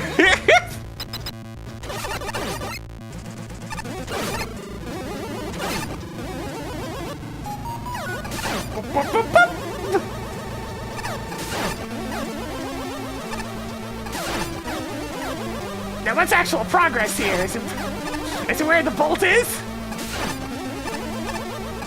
Or is it over there? Because I feel like it's where the bolt is. Lag! Who the hell is that? I don't know. What's up? Hey there! This is what the stages are made to give to give out the prospective judges, see their reviewing style, etc. My one goal with Space Crusade: make it look like an earnest yet obviously amateurish level. Alright, so hang on. You know what? Let me just insert an extra thing here.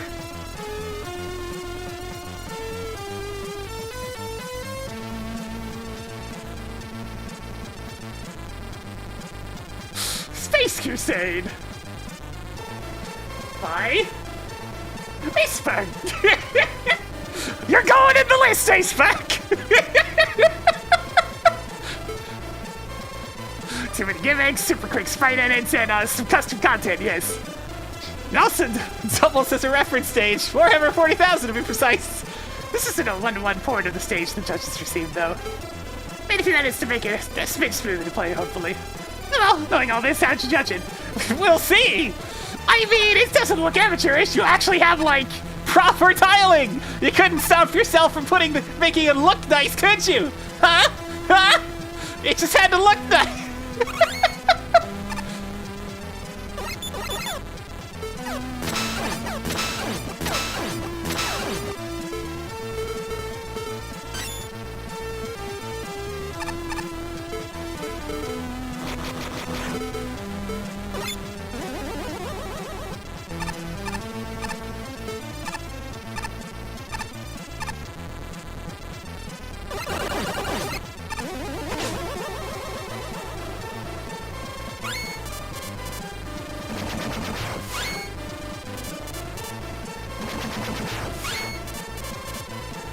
Yeah, we got McKittyRose in chat right now in terms of the judges. What the?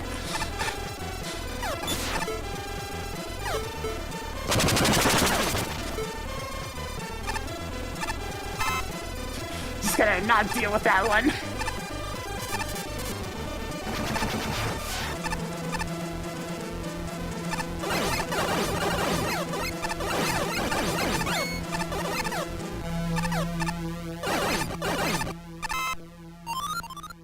Yo, we're gonna have improperly looping music? Mostly, but not entirely.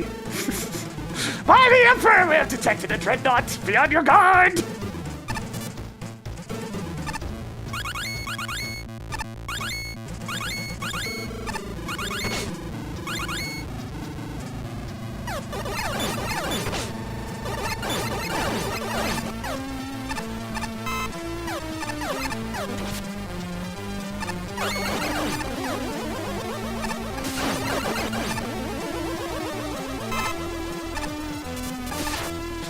Amateurish, A-Spark says this is a very good level! What the hell? What do you mean amateurish?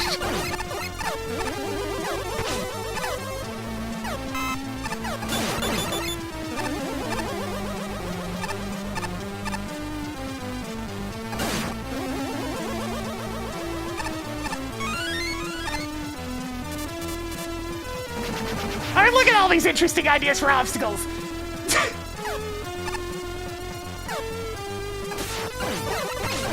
Maybe it's just because I've been playing the tier 2 levels, but I mean, like... Look at all this! Yeah, sure, there's some masking errors on the spikes. That's about it!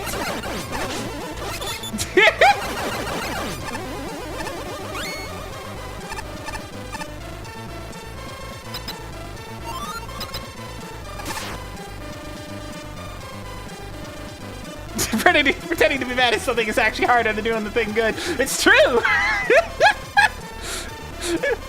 Yeah, Icemark said they polished it a little bit after the fact, but now it's probably just fixing up some functionality errors.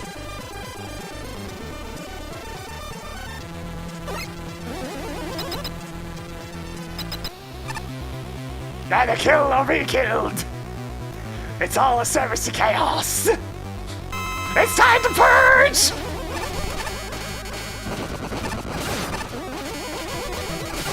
I'm taking the weird Mega Man 5 walkers and turning it into an actual boss.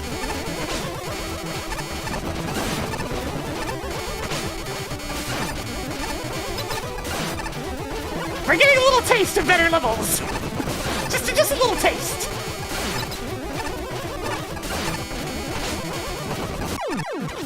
Just a little teeny tiny taste, you know? That thing was loud as hell, though.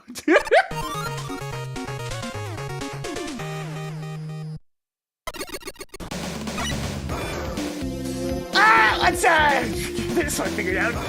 We're going very much higher on the points in this one.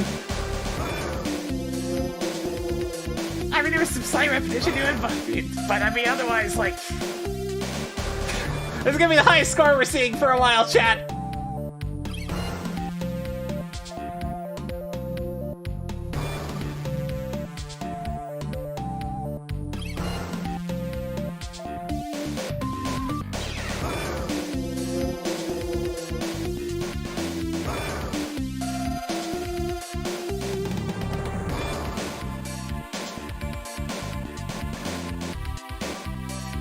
Alright, I think I actually am gonna Get the calculator out to make sure on this one.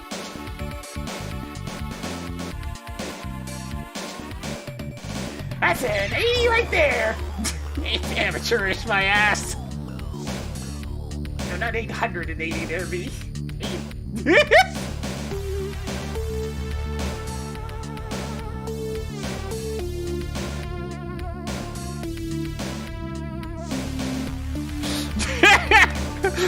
All right, I was using capture cards, so you can actually tell when I open up the calculator.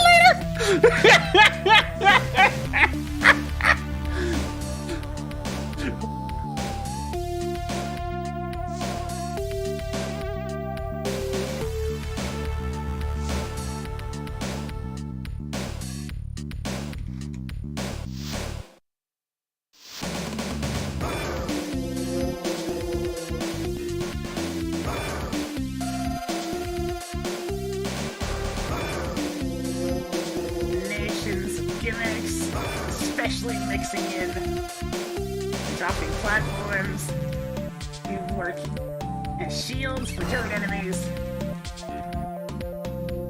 Each room had its own unique spin. It was quite engaging. Sure, there were a couple one-off gimmicks, like the Splash Woman platforms, but like, we did end up reusing a bunch of gimmicks, in particular, as the main focus. So, the attempt to make the level seem worse kind of falls flat.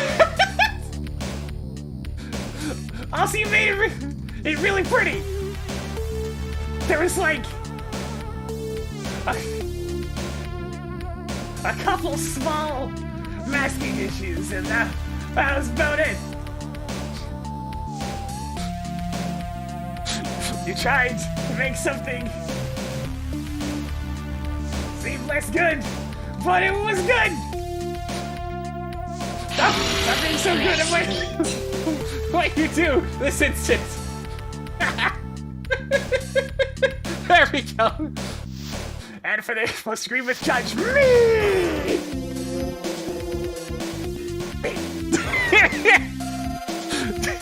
There we go. All right. I must say, it's quite difficult to read the rules of a game that uses such small print. And dear me, with pages that are almost falling off thanks to the sheer rot of age. And yes, English isn't exactly my first language, Bumo.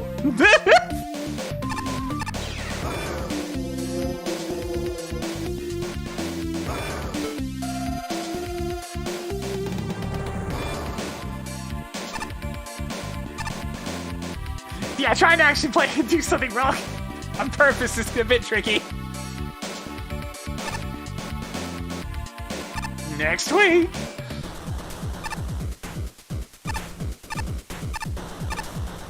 Alright, let's actually fight the boss. Scamhead's World. Alright, sure.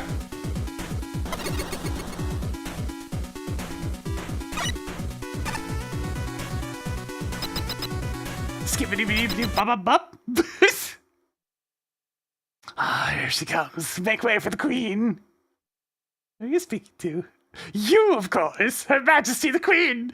The Despo Disposal. Hey! Look around you at your royal subjects, the broken, trashed. I collected them all. Those you sent here.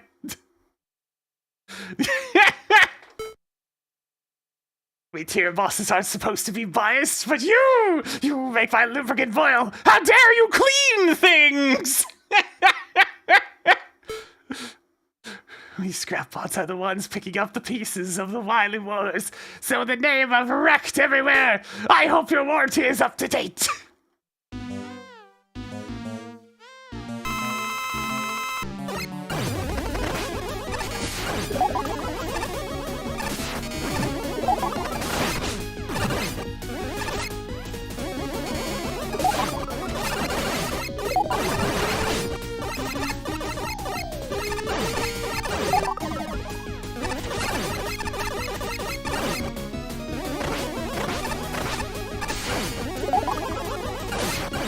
Oh, I'm kind of in a bit of a spot here.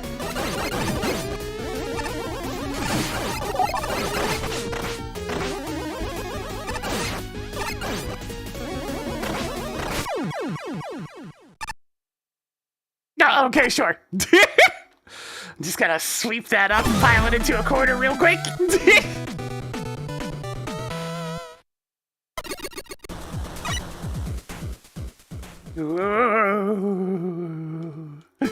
You've done well to make it this far, bro. A new challenge is now available for tournament goers such as yourself. Meet me at the newly completed limestone pagoda if you dare.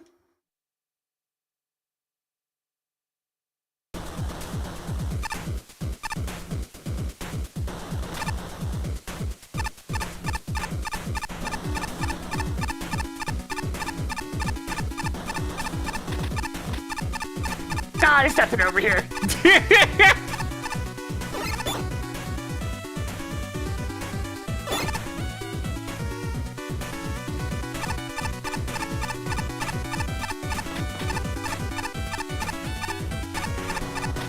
Hey man, what's up? Oh, hello there. Not many visitors come to my part of this scrapyard nowadays, do they? But I suppose that with this tournament going on, I was bound to get at least one. Behold! In front of you is the visage of the Great White Sage, Taco Trash! Sir, we need to talk to you about drill bombs. I've laid in wait to this scrapyard for many years, making it my home and greeting visitors that come and go. In fact, I've been here for so long that I've amassed quite a collection of tales and rumors. And I would be more than happy to share some with you, of course. It does come at a nominal price, though, as I need something to keep myself running after all. That's 30 volts per story. Would you like to hear one? Sure. Ah, this one is a bit shrouded in mystery, even by my standards. Take this one with a grain of salt. In some circles, there are claims that in the old festivals, there was a committee that inspected each of the simulations. They sent out teams of robots to make sure nothing was out of line or wildly dangerous. If you're surprised to hear this, it's because they kept it fairly under wraps, or so they say on the grapevine. They shut down the entire program when one of the teams completely disappeared on them. As the rumor goes, that team went crazy and started stealing festival property. Caused a whole lot of trouble until some unknown figure took them down, and then they were erased from all records. Quite suspicious and, like I said, quite a bizarre story. Leave it if you like. Now, people are going on about Proto Man. Was he back up top?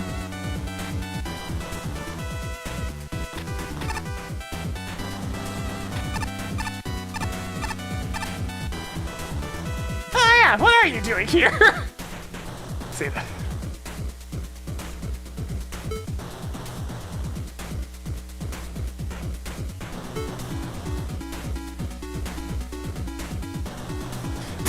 Way ahead of you there, Proto Man!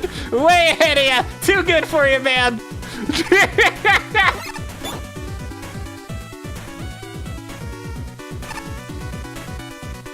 That's old news, Proto Man!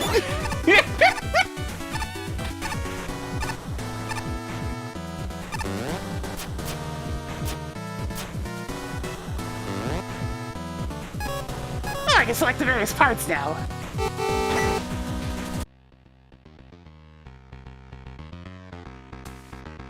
I'm gonna try clicking on her again. Darn, it only worked once!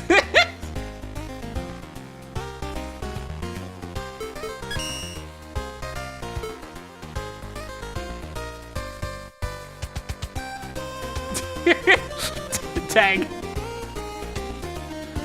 Alright, so I guess that's it for that tier. Another one that didn't have the advertised 15 levels.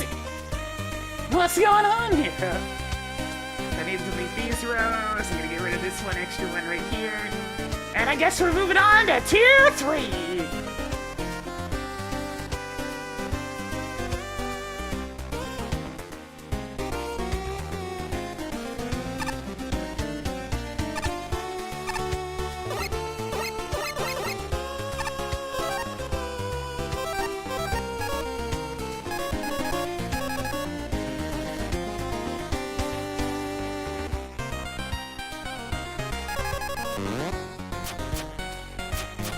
I'm just gonna go straight to the sewers. We're going to the sewers!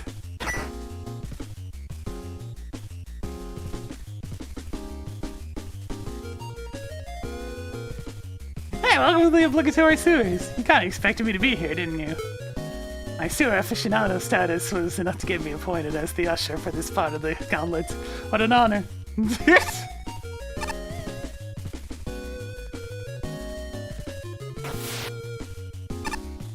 Think about her ass, what the hell are you doing here? I saw a fish coming here, so I hope this might be an aquarium. But it's yet another sewer. Why can't we get any nice water areas? Don't be fooled by the clean-looking water. The chemicals make all the filth invisible. I feel sorry for anyone down here who can't talk to you without opening their mouth.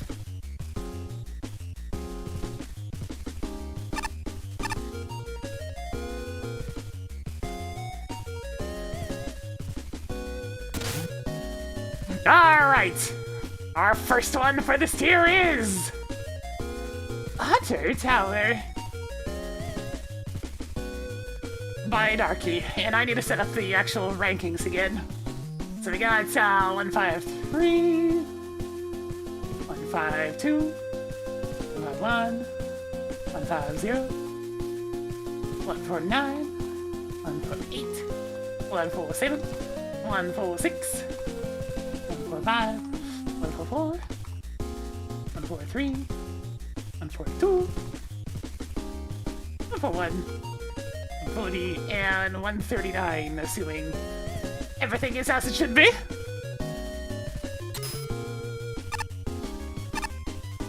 I mean, something being in about the 50s and then the lower scores being pretty far down there is kind of how this has been going. Ah, there's a skip teleport. That says a lot by itself.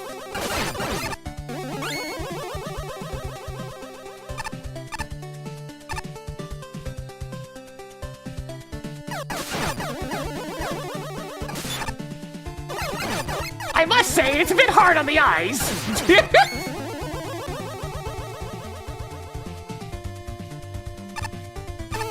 Wait, is that 5 tokens? Well, good thing I bought that compass, huh? all my weapons are disabled except for Ice Wall. Of all the weapons you let me keep Ice Wall?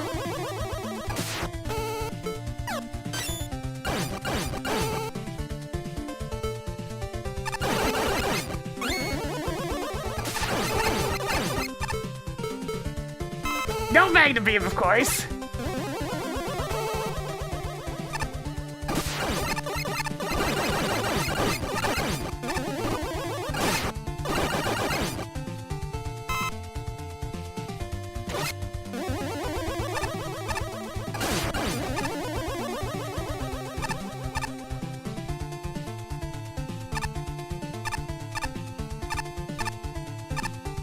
This is a really clashing set of colors, I must say. Boop, boop, boop, boop. Oh, I see, it points to the actual screen transition. The nice thing about this is it makes sure that I know which one's optional and which one's not. Well, I hate you so much, Ice Wall. There we go.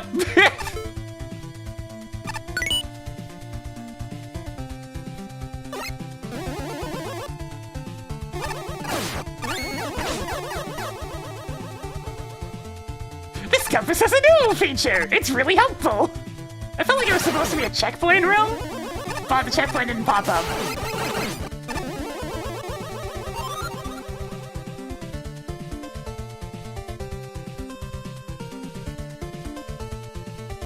Because the checkpoint is actually a couple of rooms over!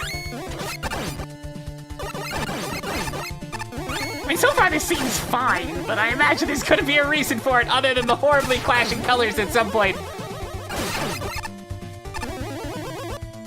Like, I like pink, but this is too pink. At least it's a background color.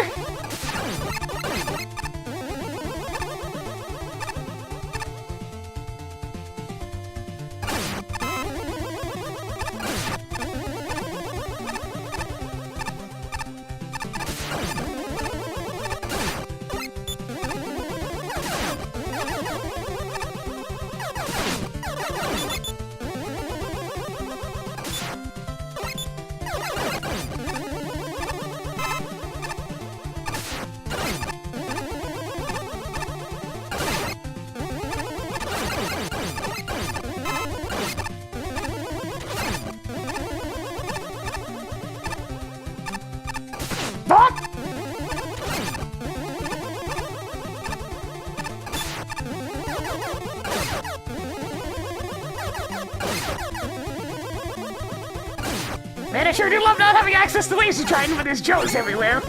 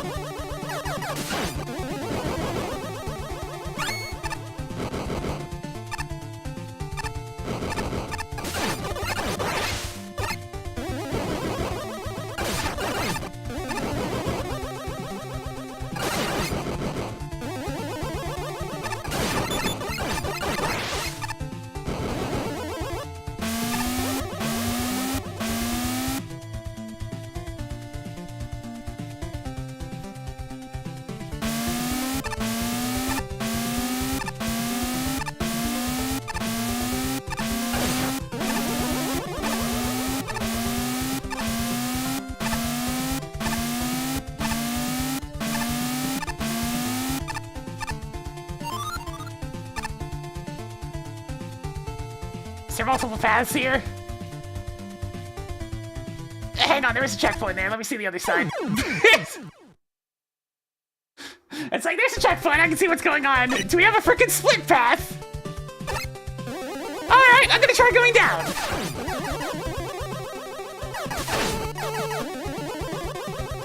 I swear I never noticed the elect man things.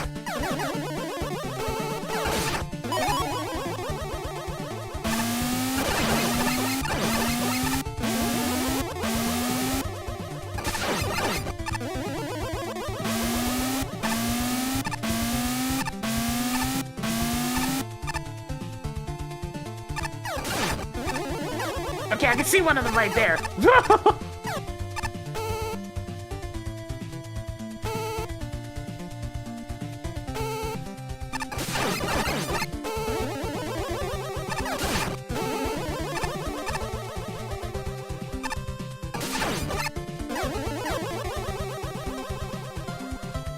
At least getting past these obstacles is a lot more doable when you have a slide.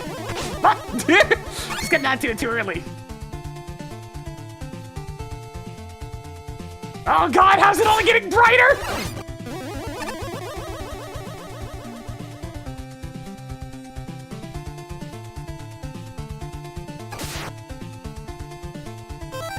I'll pull up on E-tanks, so I may as well.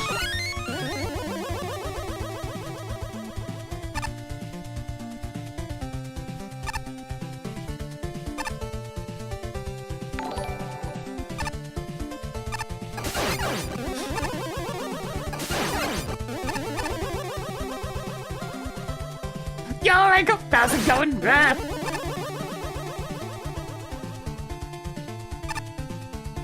We're doing some more Mega Man levels. I actually thought that was a platform. It's kind of actually tricky to tell what everything is. Is this the actual boss?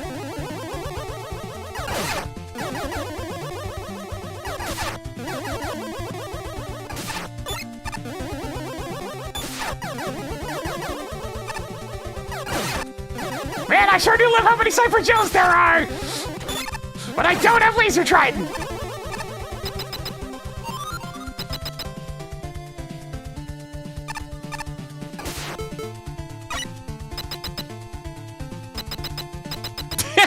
Okay, probably shouldn't allow that to work in both directions. Oh god, are we having like... Are we having kind of like what the Wily Star was doing here?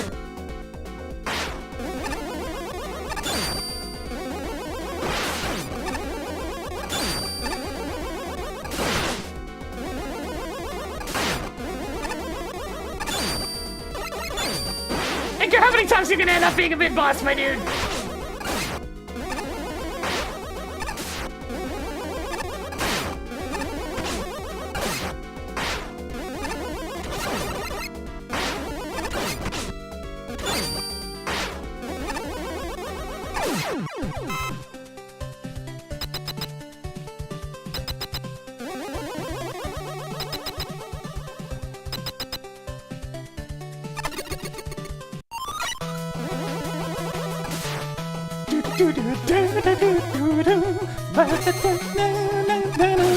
Look, we may be here for a while, but at least we get this Ridiculously overly happy Wily music.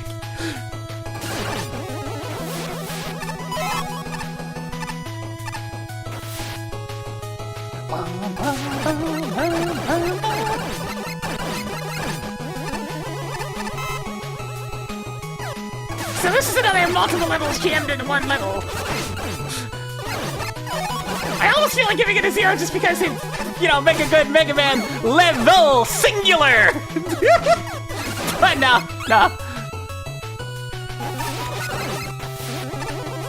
Well, hello there! Boop, boop, boop, boop. Just a W tank? That's it? I don't really need a W tank. Why would I need a W tank in a stage where I can't even use weapons for the most part? Yeah, I still just have Ice Wall.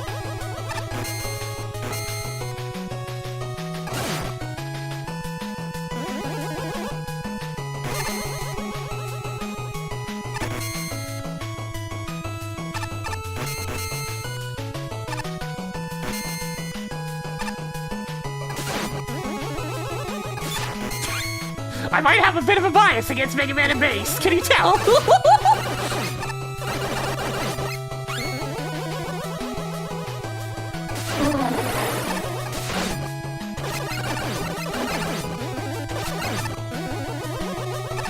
This is one of those more painful cases because you can tell this level's very confidently made. It's going to go on way too long. Even all the Yoku patterns have been really fair.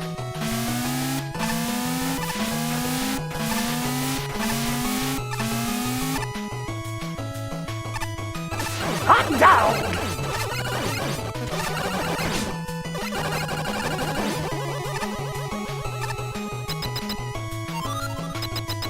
I'm not gonna worry too much about finding the boss, because of course we have... Oh no! Giant octopus battery!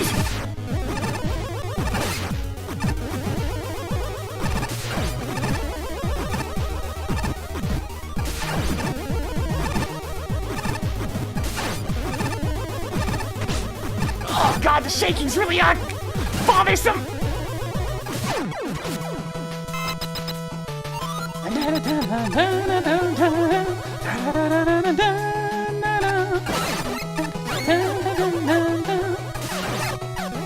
Like, just imagine if they made less level! That's all they needed to do was make less level! That's all they needed to do! It's like they're just looking for one level, dude. They're not looking for an entire fortress.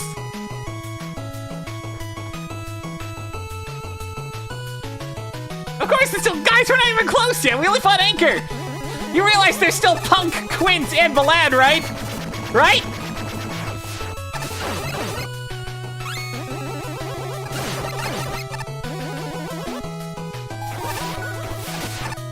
Wait, how am I gonna get in there?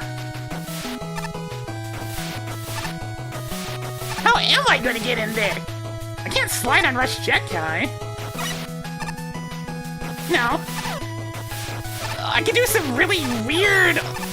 Oh! It floats!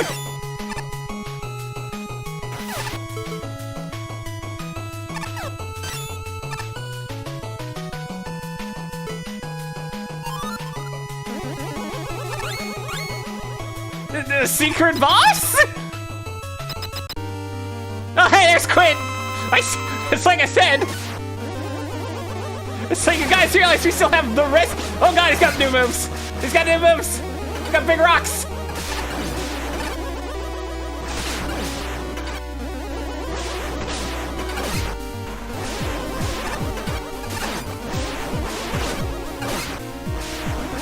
I mean, I just gotta checkpoint. If he kills me, he kills me.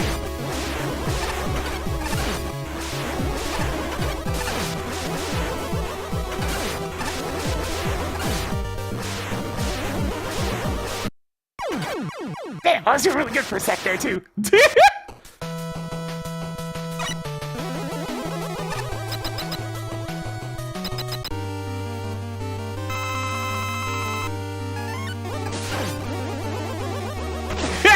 Salty.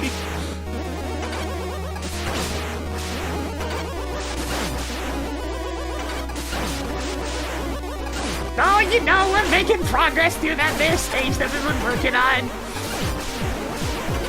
Dealing with this weird guy that's wearing green.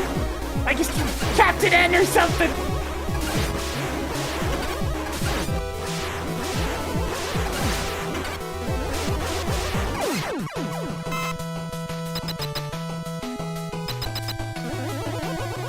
Token number 2! It always feels really weird to go back and forth through boss gates, I must say.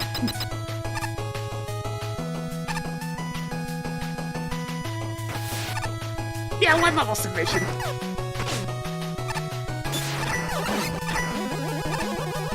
Of course I know Captain N. I'm alive? That looked like I should have gotten poked by the spike there, but hey, we'll take those.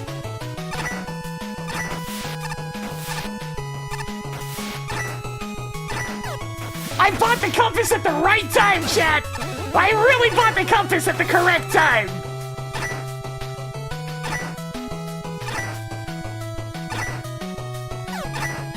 This is just straight up Mega Man 10 right here. Nothing wrong with that, nope.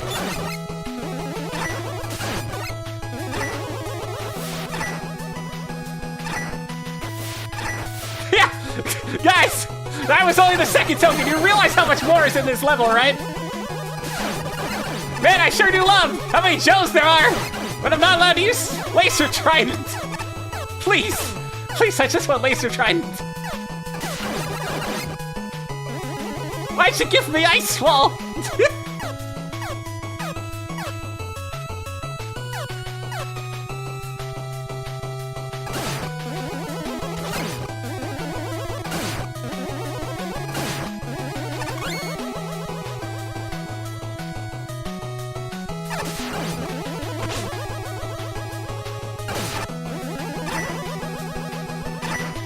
it's one of those, because the level's really freaking long, type of skips.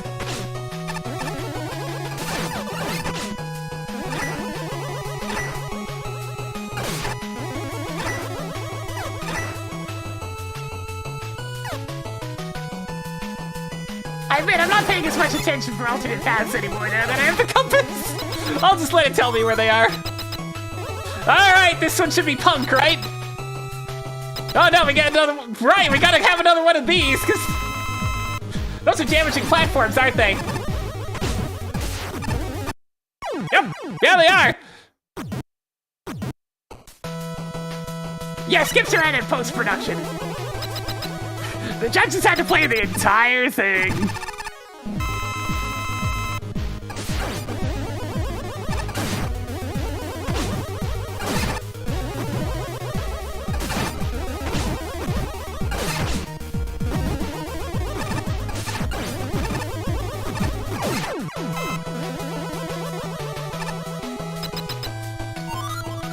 I mean, at least they're using this song for most of it.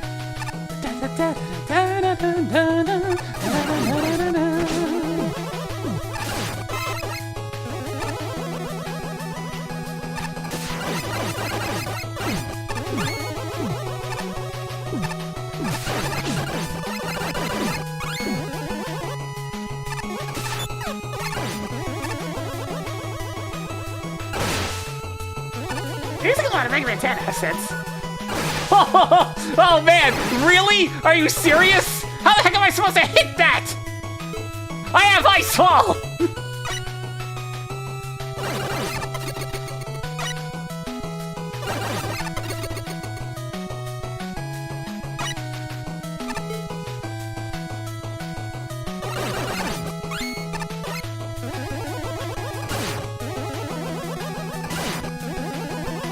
Wait a minute, I'm full up on E-tanks. This one uses the full heal.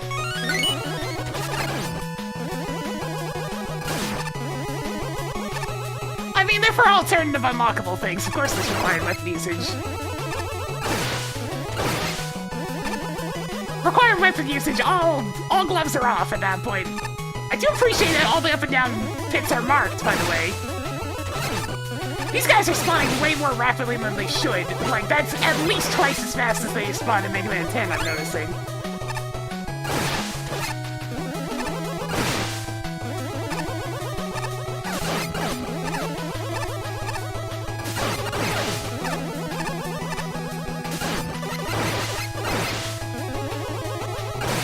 Yeah, the spawn rate of those things is all sorts of whack.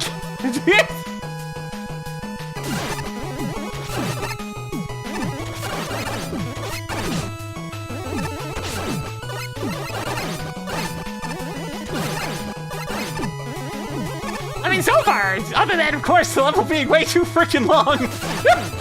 That's the only, like, functionality thing that's been a bit weird. This is the level that truly never ends. We gotta keep going forever. This is purgatory. At least everything sounds happy. Alright, crushers with consistent timing for the most part, by the way. You've gotta be kidding me! Up there? Alright, hang on a second. What do you mean there's something up there?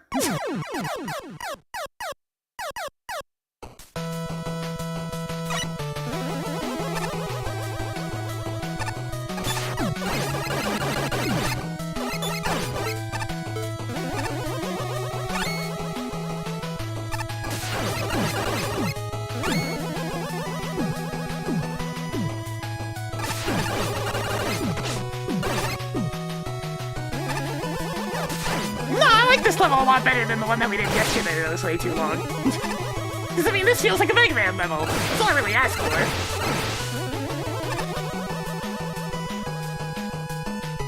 It's just too freaking long! But here's the checkpoint now. These pits are a little bit problematic with the spawn rate all messed up, but, you know, other than that.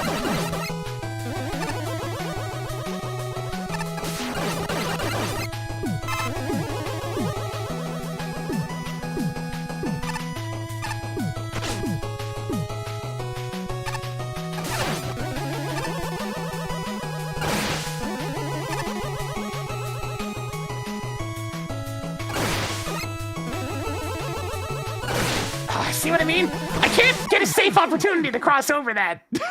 Because they spawn as soon as I cross over the same line all the time. So as a result, there's just an infinite deluge. It's really problematic.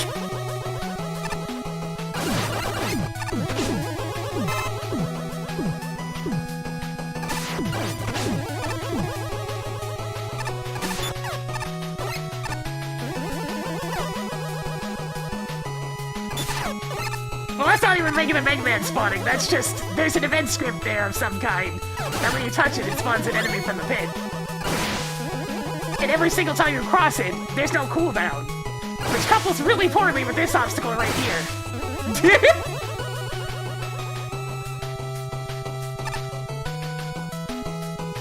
I'm gonna find it. Done! I like how I got through it just fine the first time.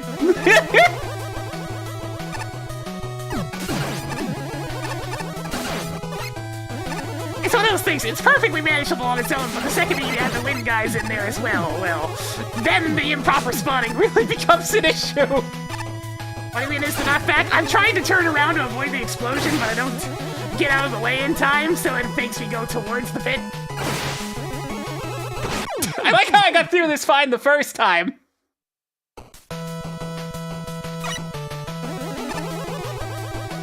Part of it is just rushing.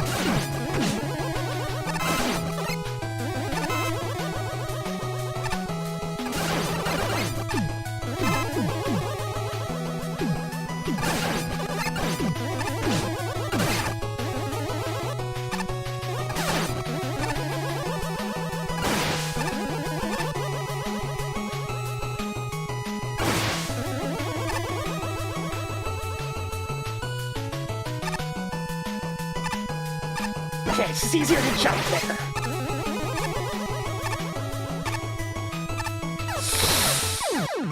It works on everything except for the very last one!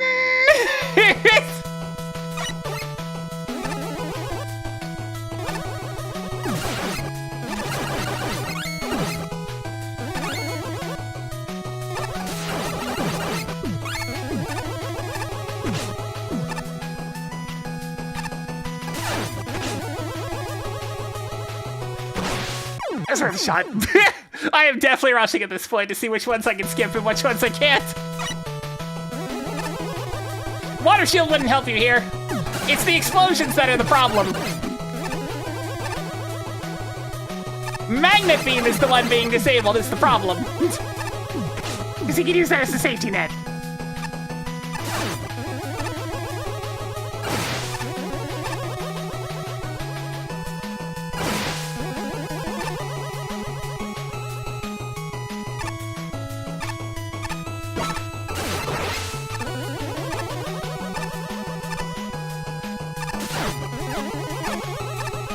Really, the big one for me is still laser trying because there's so many goddamn Joes.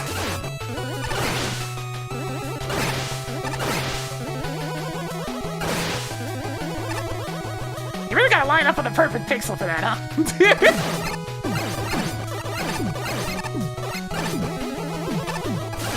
The spawning is unfortunately creating a really big problem for that one room, but other than that... Okay, so, I had to find a way to get above the crushers in this room to get to that alternative path.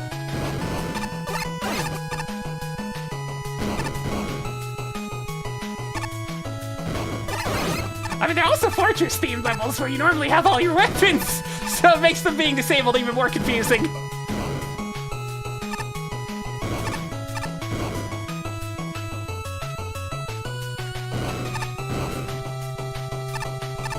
So how the hell am I gonna get up there?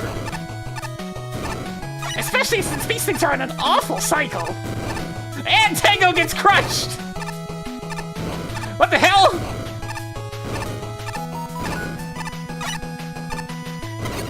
Okay, I made it.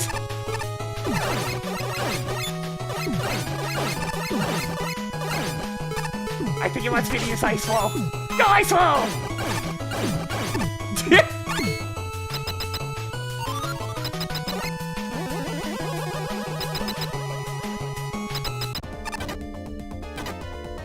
Oh hey, I am unfamiliar with this one.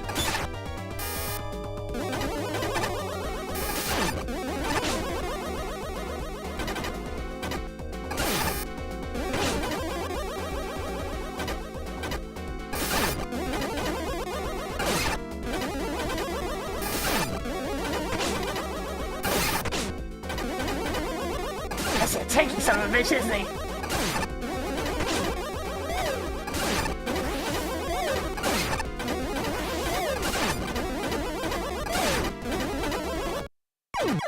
Goddamn!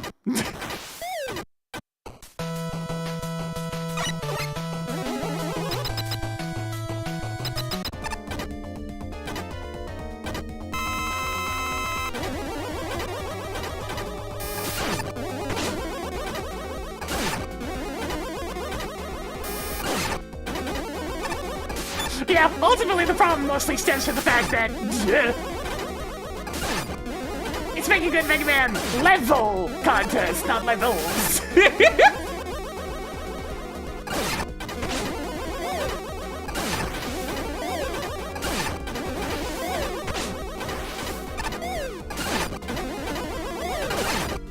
Okay, the eggs can be destroyed very easily, at least.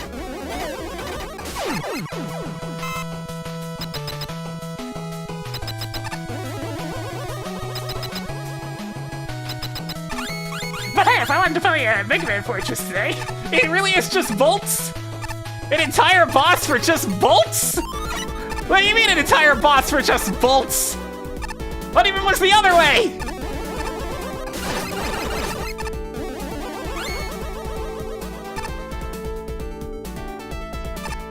Yeah, of course it's still going. You do remember that there's 2 more tokens to get, right? We're like maybe 2/3 of the way through.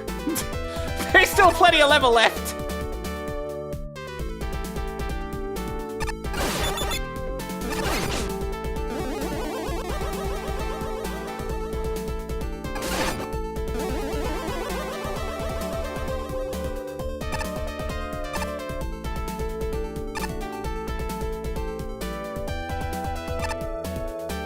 I can definitely see the sincere affection for the Wily Wars. Admittedly something I never played, but I mean like, I can definitely tell. Ah, shit. I stubbed my toe!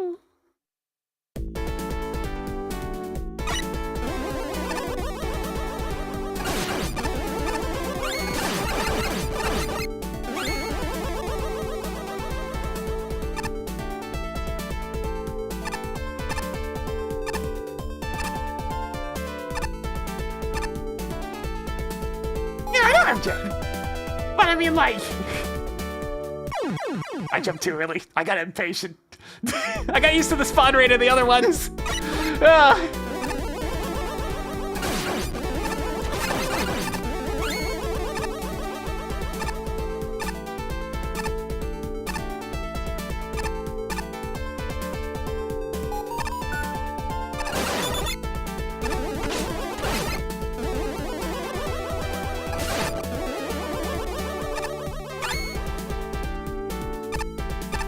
Yeah, we certainly have Ice Wall. Of all the weapons, why Ice Wall? Just why Ice Wall?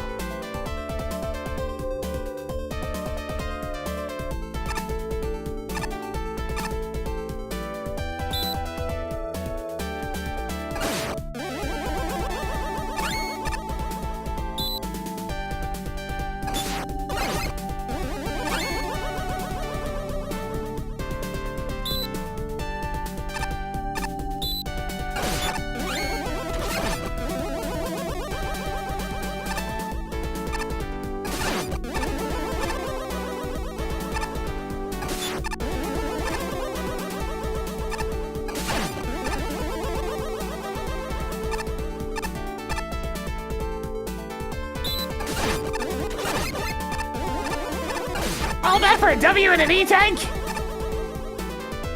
Do any of my very few weapons It's even in anything? Nope. I mean, I guess I'll take a small health refill, I guess.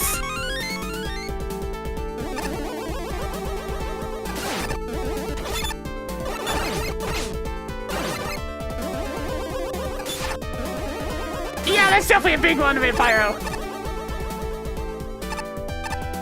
It's like this. Sure, a lot of people complain. I like the level. It's fun to play. It's just too long. That's it. That's it. That's my only real main criticism on it. It's just too many levels. But otherwise, this is a good Mega Man level. And that's all I ask for, you know?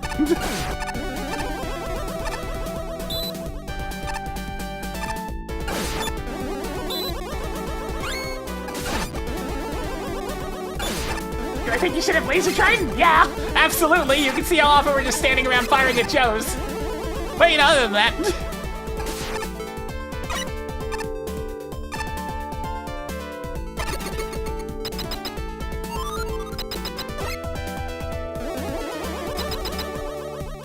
Alright, who are we fighting this time? Another one of the Game Boy bosses, I guess.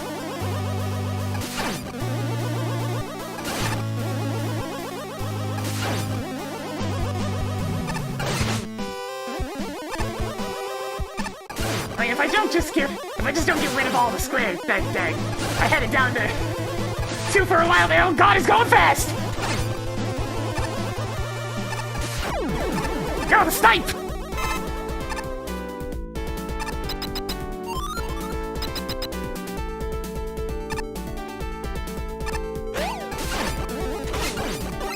Besides, the levels that are less than great are half the charm for these dang contests in the first place. Woo! Woo! Somehow I survived that. Okay, once again, the up and downs aren't labeled. Different kind of label, but labeled nonetheless.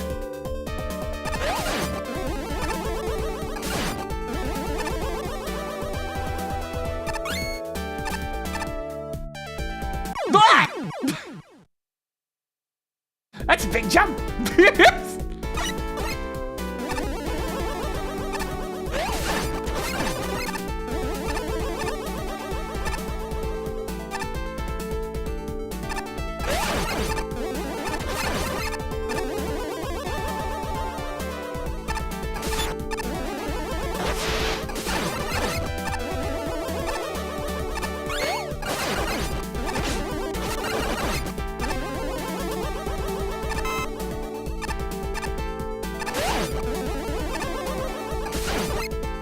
I mean, the current checkpointing feels like a proper Mega Man game, but I definitely get what you mean there. Okay. I'm gonna use a utility for that one, because I was pretty much on my tippy toe on the edge of the platform. That's a big jump! I mean, I could just go for a slide jump, I guess.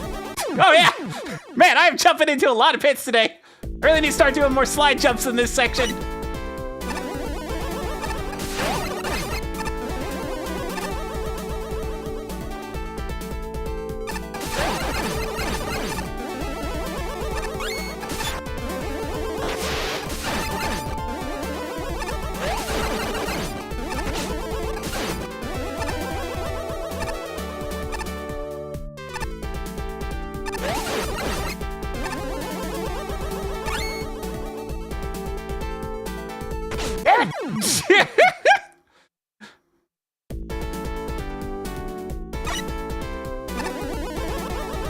Of course you're still here!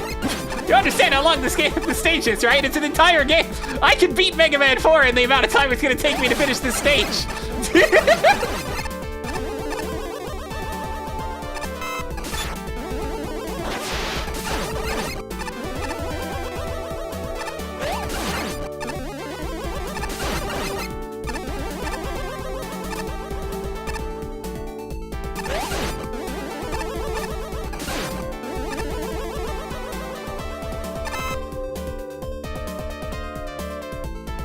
Dude, there's a big jump! I should really just use the utility and be done with. It's funny, I'm more likely to use Magnet Beam than either of the tangos.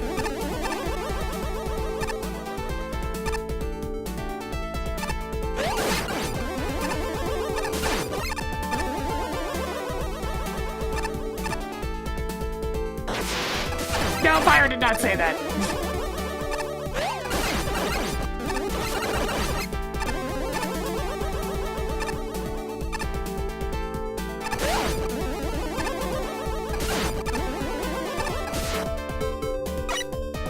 Fine.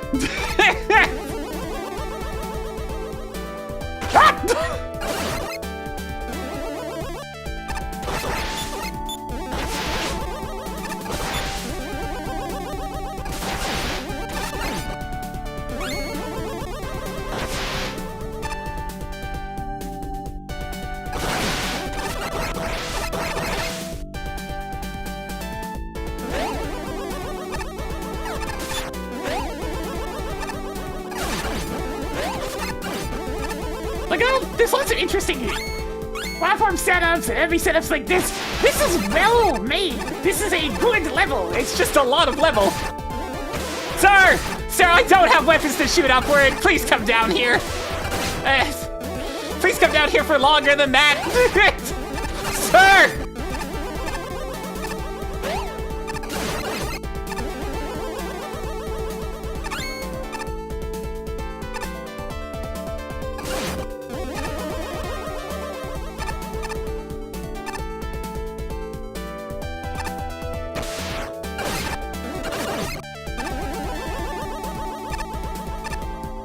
The jump plenty reachable. I just had to get closer to it. I wasn't familiar with that particular flavor of Joe. Y'all are real quick to stamp judgment on things.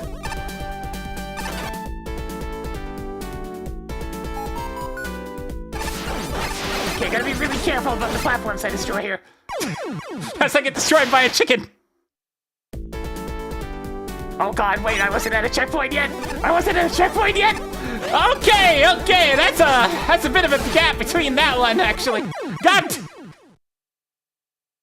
That's a bit of a wide gap! Is this the same level? Why, yes! Yes, it is! Because it's an entire fortress in one stage!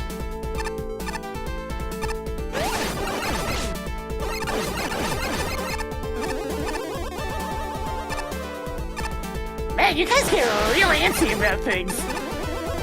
Nobody has any patience, I swear. Kids these days.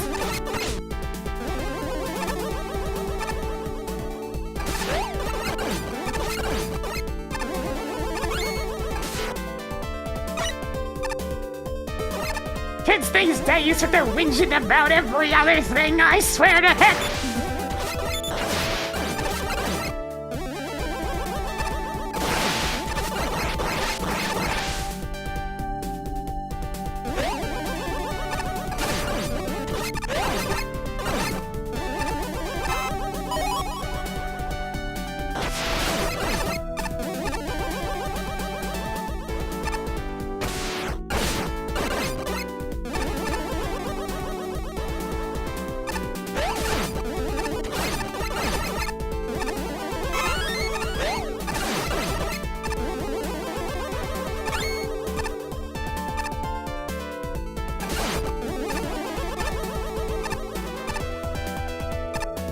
The hive under the ice cream parlor! No! No, we're not going back to that parlor! Not again!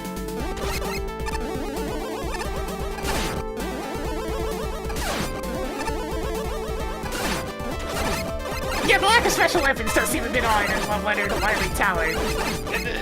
The game mode where you got to choose a selection of weapons from the first 3 games. That is a little bit odd!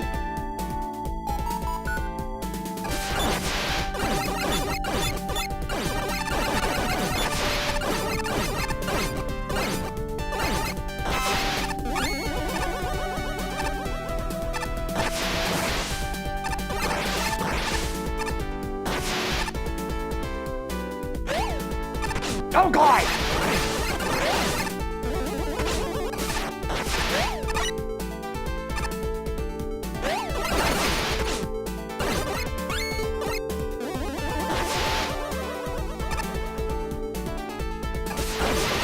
What?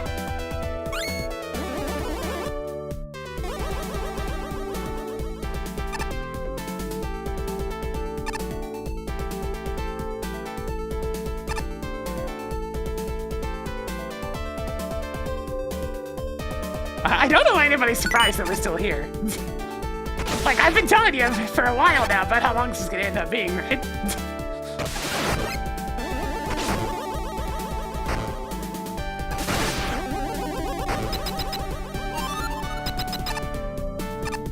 It's like I got a feel for these things, you know? And it's, another variety of this thing? It's gonna kill me, but I mean, that's fine. Okay, it just seems to shoot when I hit it. If that's all it does, then that's not so bad.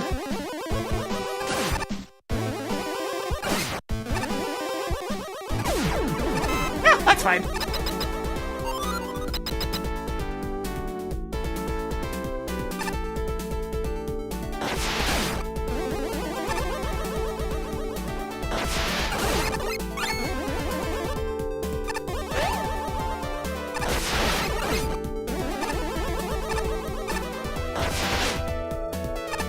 this is an interesting conundrum right here. Way down! Way down!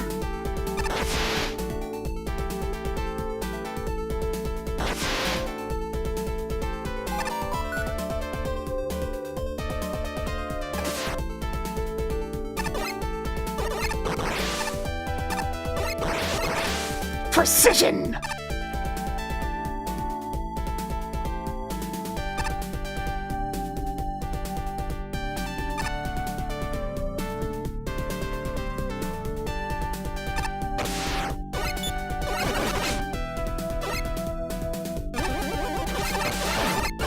I'm grabbing it!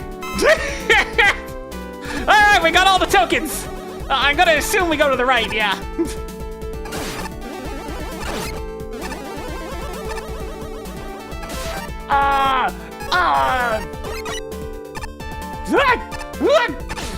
Whatever!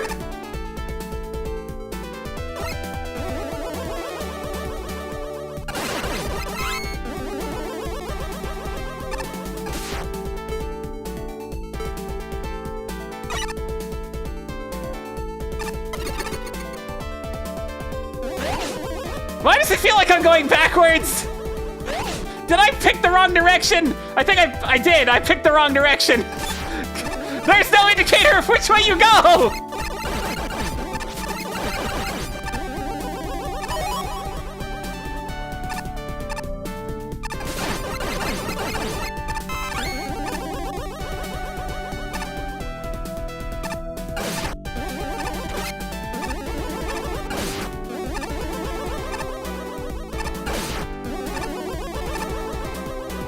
There probably should have been an arrow or something. Just something to indicate which direction to go in here.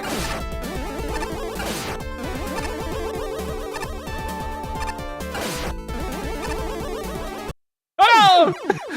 Yeah, we're getting plenty of the plushies.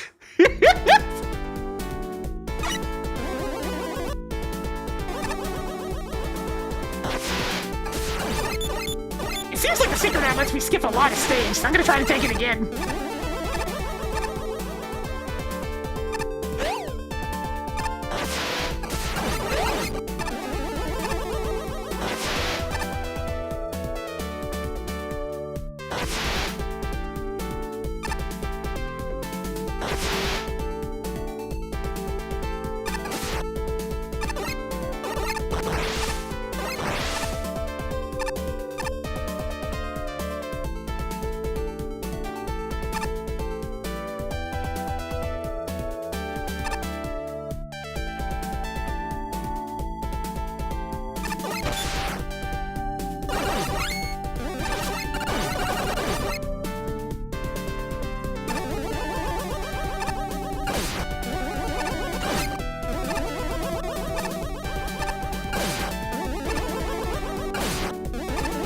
Yeah, for some reason that one's had a big delay. They're labeled again. Like, there's consistent visual cues for when there's gonna be an up and down. It's just that particular one decides to take its time sometimes.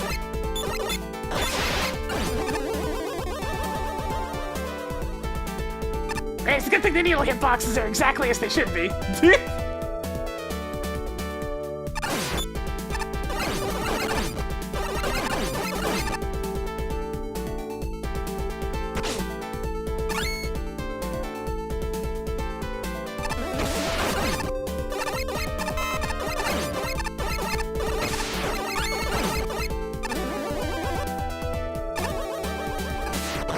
Alright, here's from Vlad, obviously.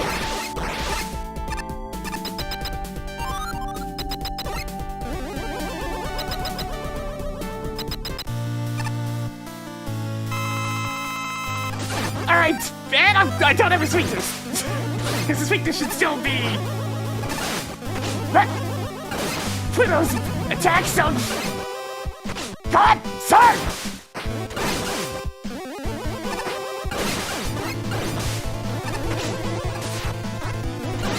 Yeah, he's definitely the strongest dev kid boss because it's freaking Extremely random! I have no idea when he's gonna jump, when he's gonna charge, when he's gonna shoot.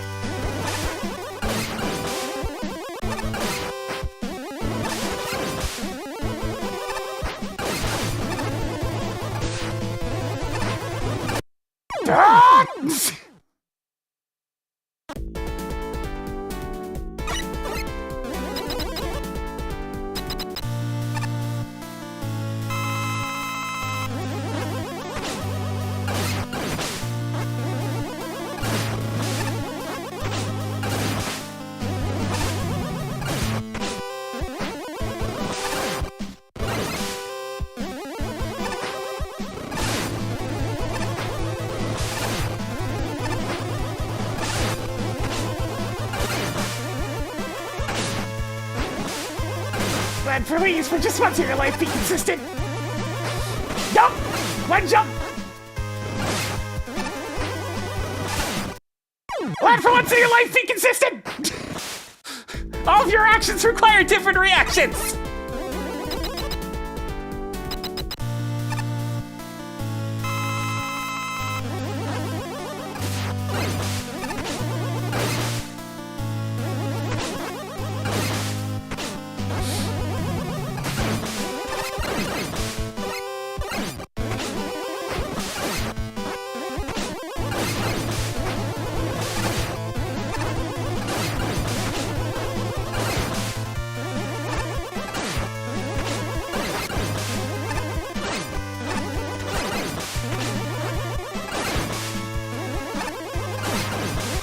Oh, I'm definitely dead.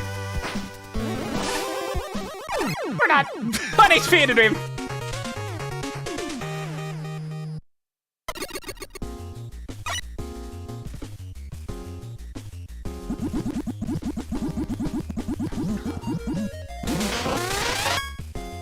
Look, I'm going to be running into Vlad a lot, so I may as well fight him a few times to get used to it.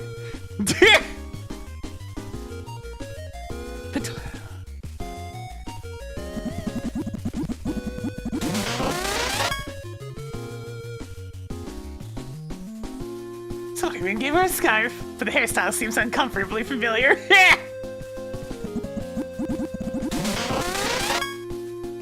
I mean, some of that length was just me being stubborn about the usage of tools.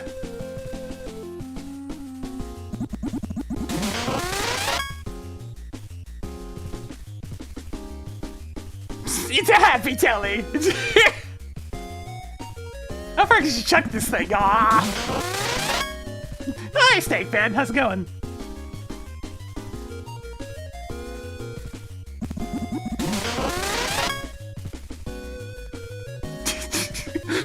What do you mean you turned the explosion of the skull explosion from Mega Man 4 into a plushie?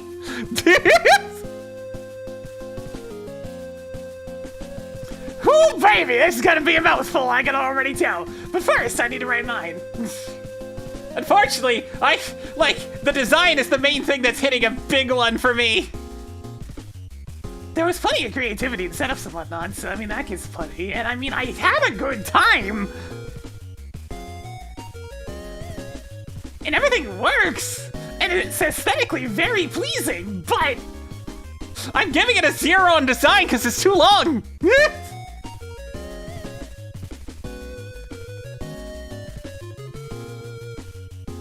Let's see, so it's 27, 37, 50.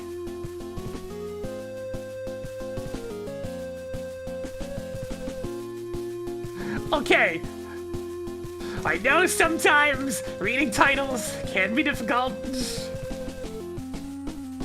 but it is important to note that it is called the Make Good Mega Man level, singular, and not levels, or in this case, an entire fortress. Look, I know some of the Game Boy games do it too, but come on. Come on, you should know better than that.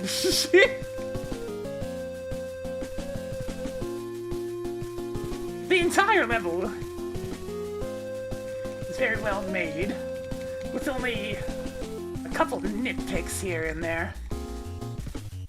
Like dropping out of the final token secret being a little confusing as to go left or right. I went right and got published. There are so many creative setups and uses of the, restrained, honestly kind of small enemy set. Keep things interesting. The limited weapons is perhaps the most baffling decision, as you not only went with an entire fortress as a stage, but like the Wily Tower, that game mode in Wily Wars where you get to pick your weapon selection, and it is really cool.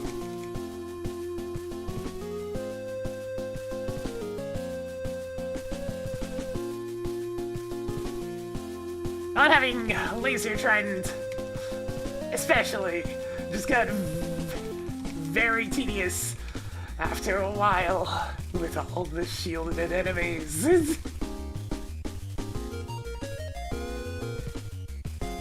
I had a lot of fun with this, but it definitely is not in the right contest. You obviously know how to make a good level, but should show proper restraint, especially in a contest with like 200 entries that every judge has to play. Please, just keep the ideas to a smaller selection next time. Please. Whew, that's the most I've typed for any singular level so far.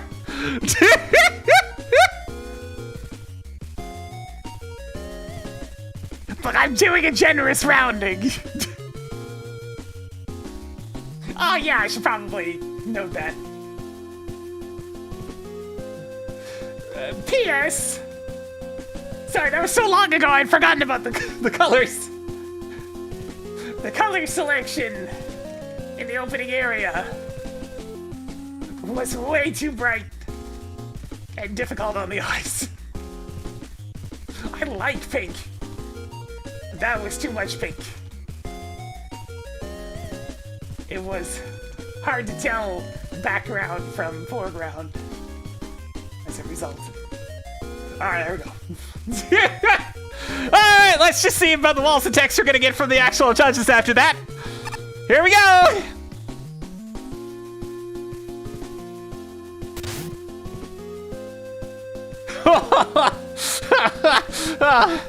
Alright, begin.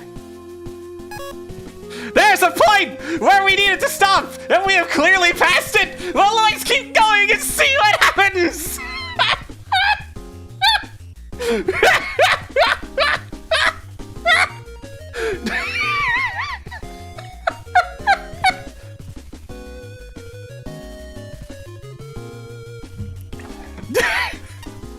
Good grief, this level!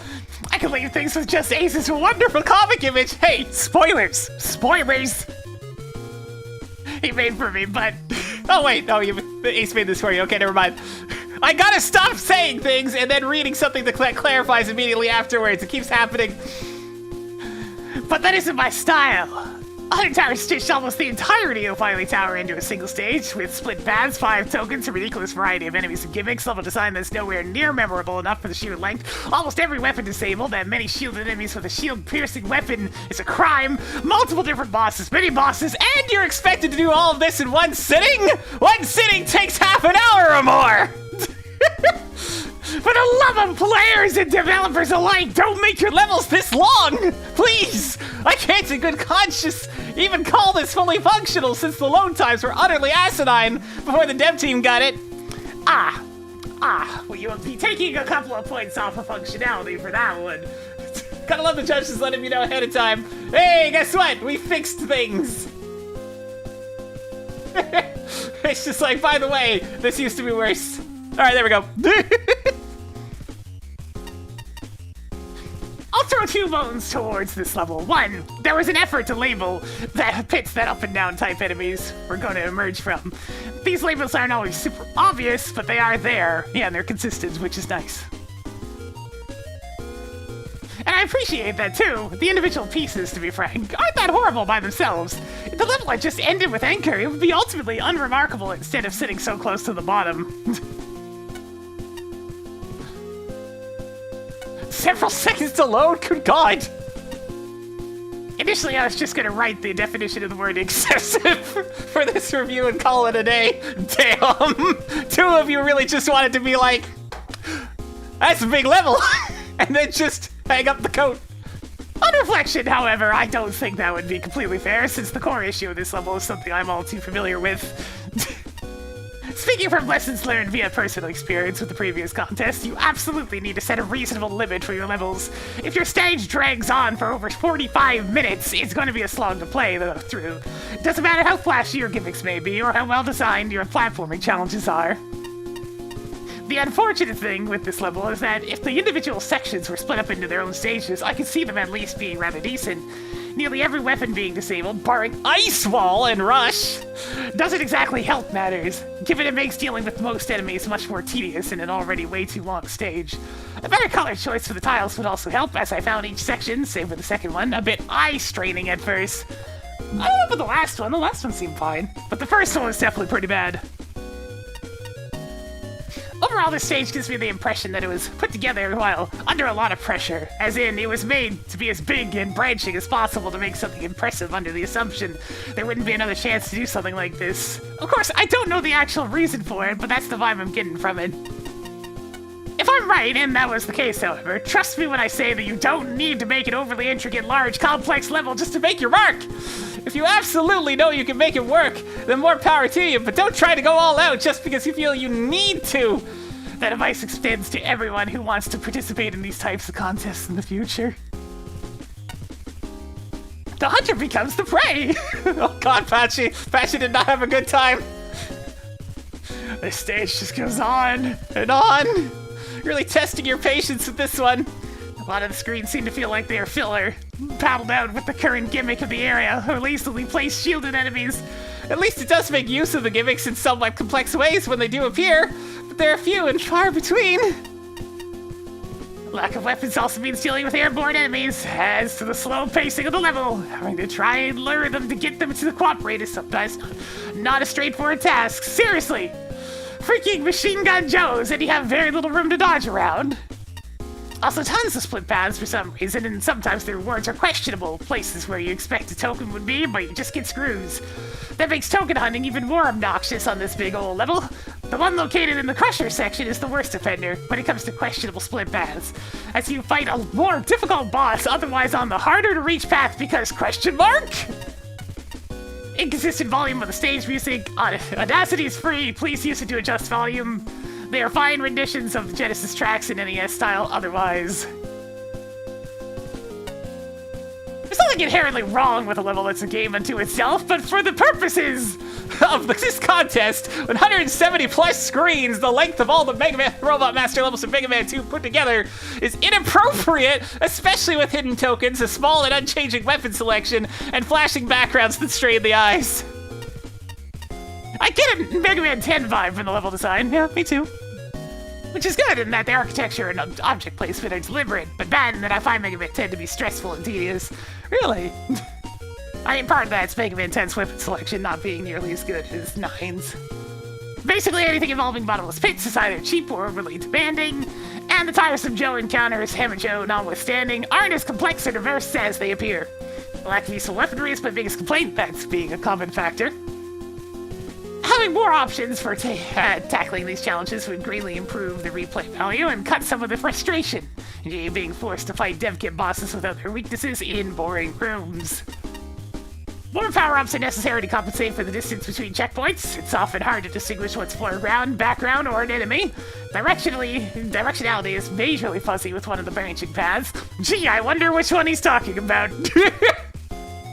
Several elements are introduced, sometimes in bad spots, like the electrified blocks in the Susie fight, and then immediately forgotten. That's a good point. On the upside, there are plenty of good challenges. Multiple splash missiles, falling rocks and turrets, fire waves, metals, needles used as enemy shields or hazards when falling, both under fights, etc.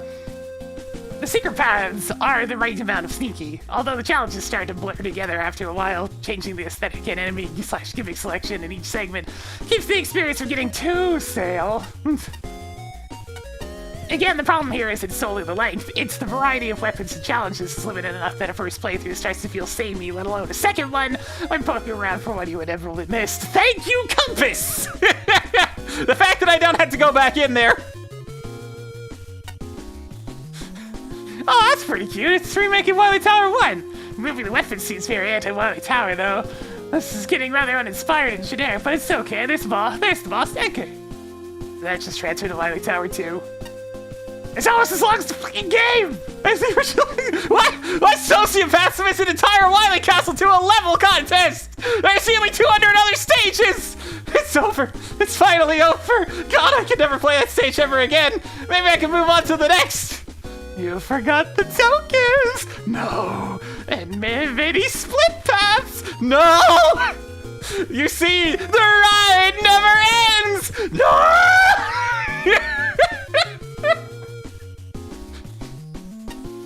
Look, I'm exaggerating for comedic effect, but I do take exception to this stage. I cannot understand the thought process behind it. Wily Wars was the third Mega Man game I ever owned, and normally I love seeing more obscure aspects of the franchise referenced and reimagined. But remakes that offer little to nothing new or remove key features to the experience feel rather uncanny and unpleasant when the original exists. I do appreciate the effort, and given the time limit on how it's entirely vanilla dev kit assets, I don't think you had the skill to pull this off yet.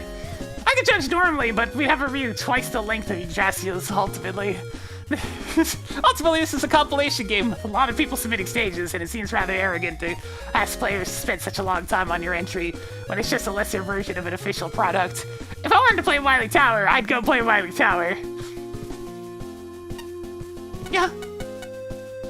The ride never ends! Stay a while. Stay forever!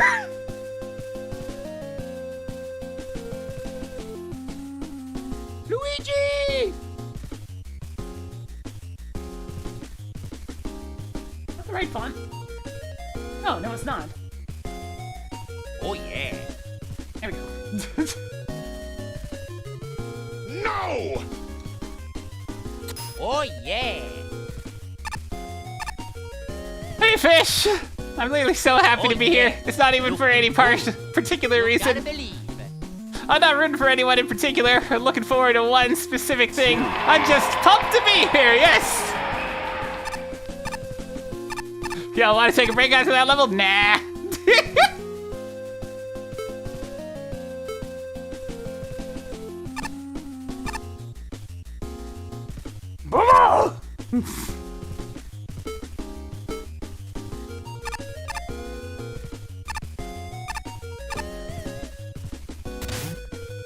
Cutman's new warehouse! I get a sense of silliness coming off of this one immediately. Bye! Not Gaming 101! Alright, so surely this one's not gonna take like nearly an hour, right? Right? Alright, let's go. Yeah, okay. Woo! Welcome back, Rush Jet 1. We seem to be hearing a lot of you in this contest.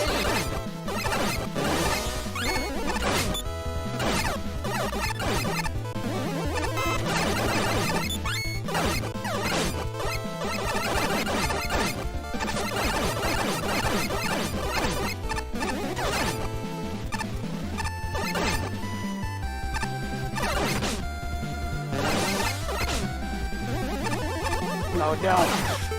I have weapons again! I have weapons again! Oh, glory be to weapons! Weapons! Weapons, Sniper Joe! Weapons! Weapons! Weapons! Weapons for days!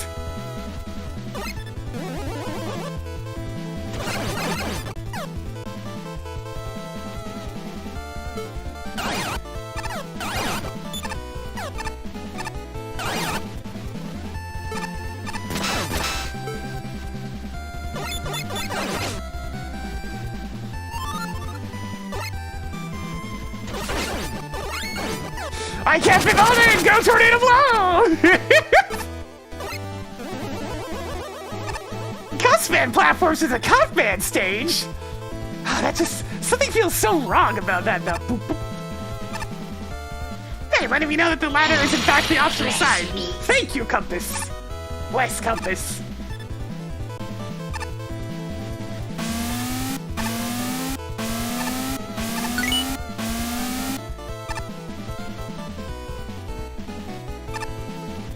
I love the compass! It's really helpful!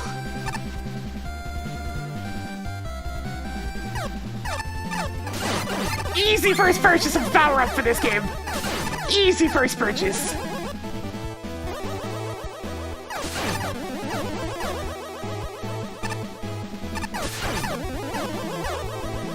Now we're back to normality now.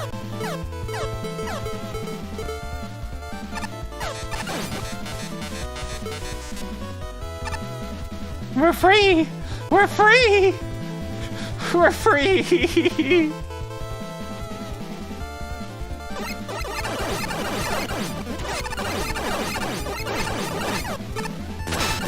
Wait, I need that!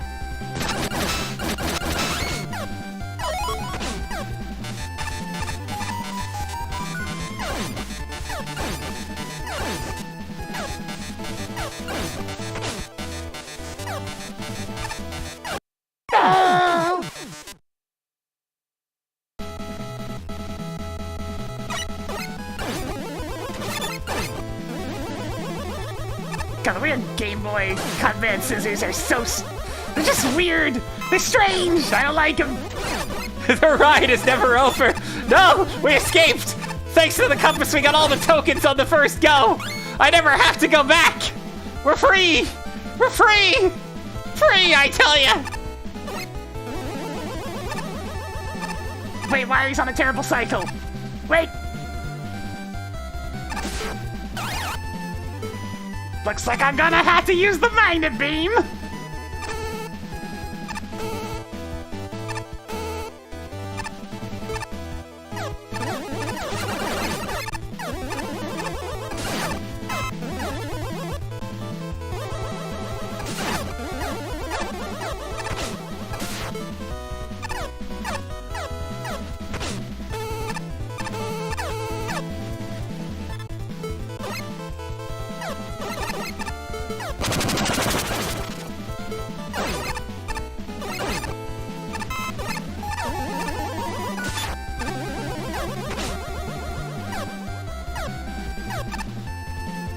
Bullets, chat!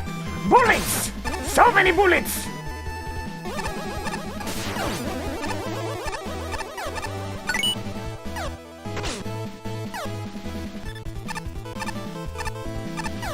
Man, where's Iceman's weapon when I need it?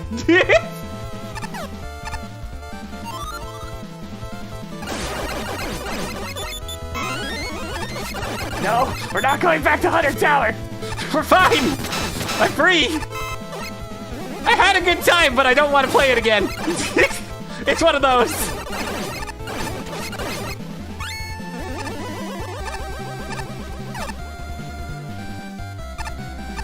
No, not you. Okay, they're consistent ones, so they don't appear to shoot. That's fine. Never mind. Whoa, hey Joe.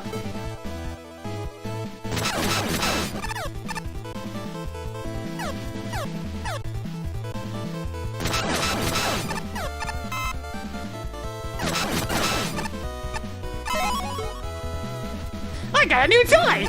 I still really appreciate the Battle Network toys for those.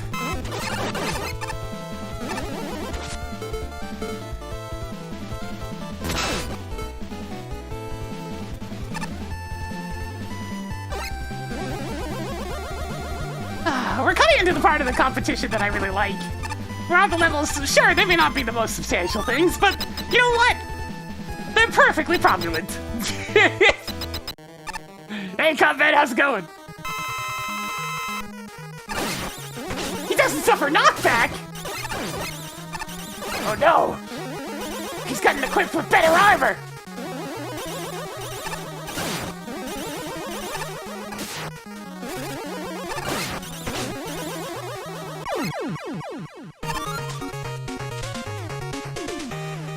Man, that was refreshing!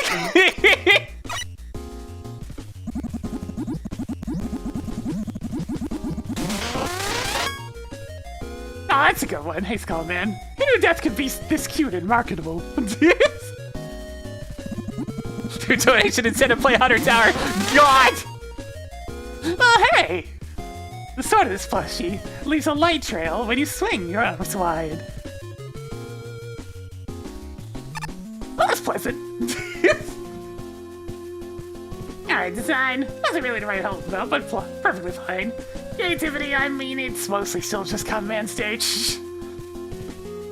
Perfectly playable, though.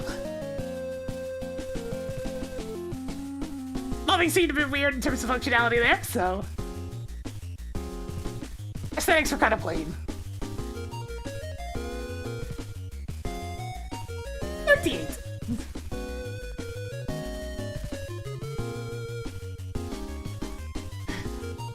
Where's the score meter? You mean like... By score meter, do you mean like the reviews? Because it's just !MAGMML3. It's like Combat's level, except a bit more. It does feel a bit strange. Having Gutsman platforms in Combat stage, well, with being his weakness and all. A perfectly serviceable level. And it's nothing but wild, but plenty of good fun to play through real quick like.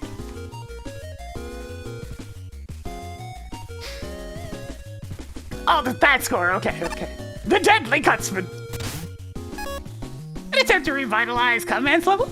I can see the idea, if nothing else, but for the purposes of the contest, this was flawed from the outset, as ideally you'd want to make something that's more your own. Putting aside the creativity weaknesses, this warehouse has a ton of enemies, and no idea what to do with half of them. I counted 17 different enemy types here, and the only ones that consistently stuck out as semi-interesting were the supercutters and flying shells.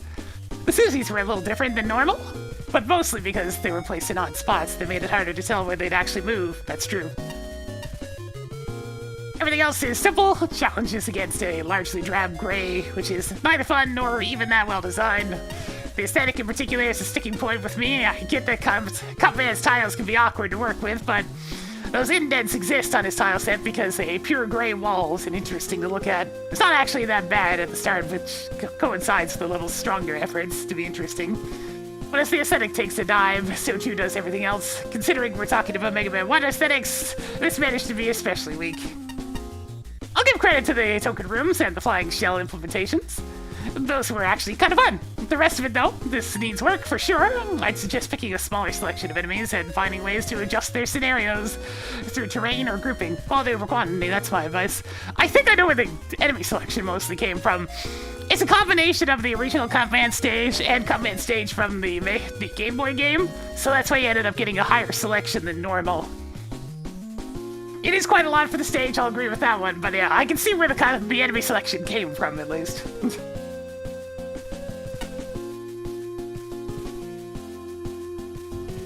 This is a very lacking level, to put it mildly. A lot of the enemies are placed in basic configurations that pose little to no threat, with some exceptions for the first few screens, and really most of it comes from the bladers, excuse me. I can only really name two parts of this stage that stood out to me in some way. The small section with two Metools and a rotating supercutter, and the vertical section with the respawning flying shells, because both of these require a more thoughtful approach and quick reactions from the player in order to get through unscathed. At least in comparison to the rest of the level, I feel this stage should have been a lot better if it had focused more on moments like that. What might have also helped is if the gimmicks had a greater presence here. Gut slips, drop platforms, and single foot holders only appear for one section each before swiftly disappearing for good. It makes me wonder if there were more sections meant to include these gimmicks, but were never finished. Now that I think about it, that's a good way to sum up this stage. It feels unfinished. Nowhere is that more exemplified than in the backgrounds. What happened to the details here? Aside from drop shadows below the ceilings, the background is almost always a flat shade of gray once you get halfway through. In short, if this had more sections like the ones featuring the flying shells or the supercutter, then this probably would have turned out to be a pretty decent stage. As it is now, it's just very bland. Out with the old, in with the old? It's a remake stage, I guess. More appropriately would be a reimagining stage. Or rather, it's a stage, just a stage that happened to be featuring Cutman elements as well as some others. It does some neat things, like making the 8-way shot enemies relevant to the stage layout. Otherwise, mostly just resembles the original Cutman stage, with not much added, such as the octopus batteries or shield attacker barely putting up any threats. However, one major difference from the original stage is that this is no longer really beginner-friendly with the additional, more complicated gimmicks.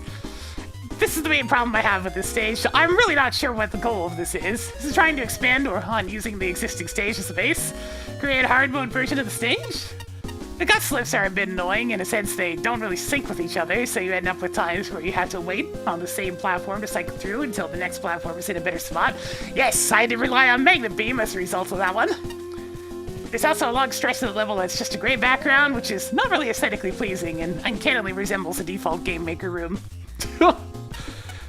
And a random lone footholder that's just there. To top things off, it's a regular unmodified Cutman fight. It's not really that exciting and just sort of conflicts with whatever version the entry was going for, but he doesn't get knocked back! He doesn't get knocked back! I would expect a fresh take on Cutman to take place at a lumber mill with log and buzzsaw gimmicks, or incorporate the scissors enemies from Mega Man 9 and challenge it for the future. Or I've merged ideas for the NES Game Boy and powered up versions. I assume this level attempts the latter, but it's hard to tell. It does. Yeah, it's definitely doing that.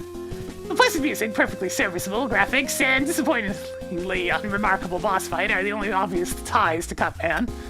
I see a number of assets that have appeared in at least one official version of Cutman's level. However, I see many additional assets that don't seem to fit. A lack of focus is the big issue here. We don't need two similar styles of moving platforms and two similar styles of Sniper Joe. There are enough enemy types without throwing baton and swarm into the mix. Footholder and Yoku blocks might as well not be there. Forget how everything connects to Cutman. I barely understand how one screen connects to the next. Without a clear gameplay theme or a sense of meaningful challenge progression, this feels like a general Mega Man 1 level remix of Run Amok. A few screens show some promise. The Petels right before the first cuts platform are fine. Peak plus crash platform is decent, and flying shell plus drop platform is nice and tricky. Most everything else is messy, uninteresting, or familiar to a fault. The room with 3 progressively easier Mega Man 2 Sniper Joes blocking hallways and guarding ladders hurts my soul. He really does have Joe opinions, huh? If you clear out all the moving parts, the structure is pretty sturdy. The architecture is acceptable, with only one glaring flaw. Hello, gaping pit where there should be a section divider.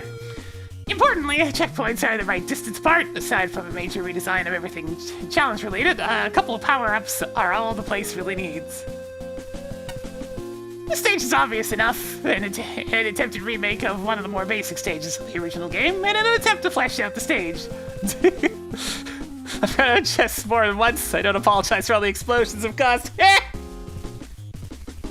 final result is a grab bag of generic assets and enemies placed with such frequency that there's never any time to breathe. Though most of these enemies are incredibly tedious to kill and removes any sense of the flow that the original Cutman stage had.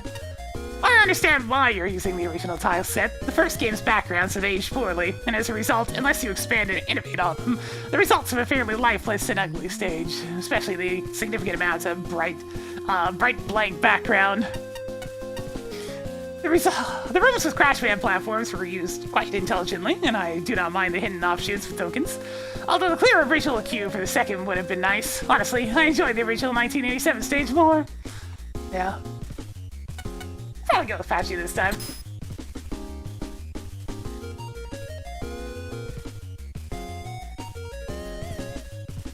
she? Ah, yes, the font's all messed up. I'll have to fix that. So I need...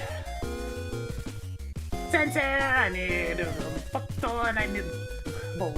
There we go. Alright, next!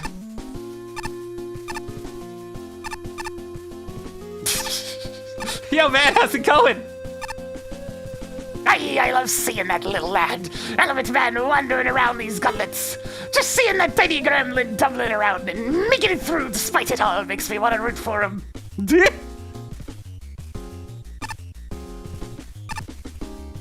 From before I encountered Hunter Tower. Did you hear whispers down the grapevine from other judges or something? Disobedience of superior machines.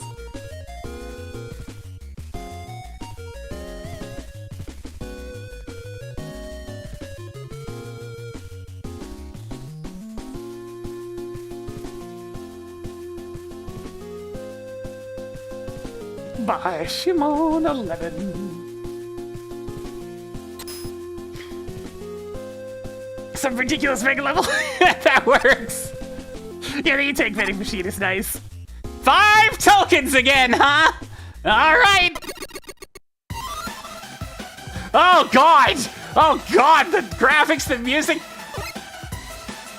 Oh God! All right.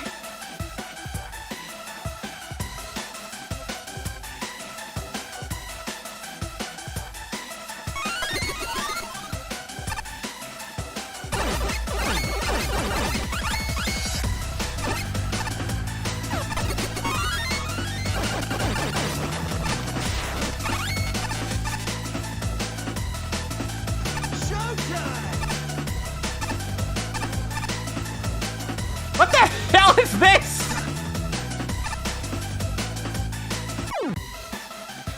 I see! Dude, Smiley, think of it in 26 years. Oh my God! This is gonna be a thing, isn't it? Hey, where'd my spark chaser go? There it is. Hey, guess what's getting a not a Mega Man level? Cause let me tell you, I'm getting that feeling in my bones. Also, the music is incredibly loud, even though I turned down the music.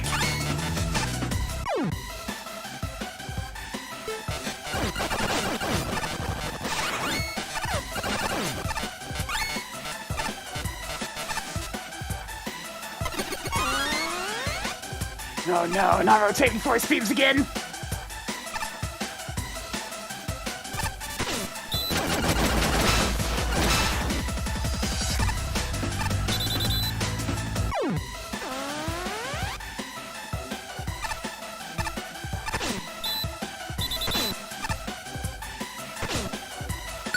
Lullabout?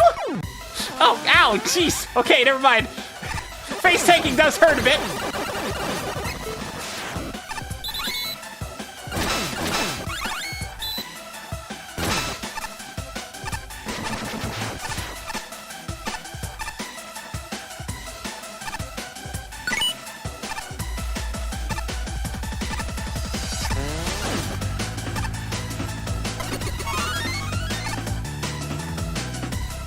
I'm gonna assume all the ladders lead to optional things. The fact that you had to make tiny versions of each spike.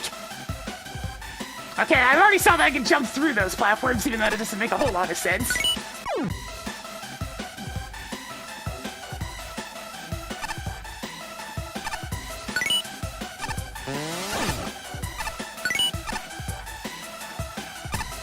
Yeah, they knew you were gonna die a whole lot for this one, so really? What are we? Alright.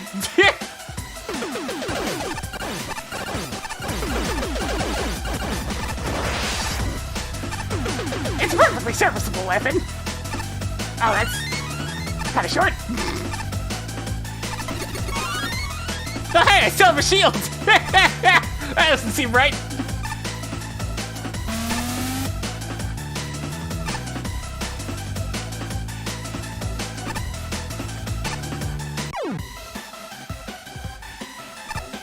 Yeah, I like how it's fun to be able to move fast and double jump and whatnot. It's just Not Mega Man.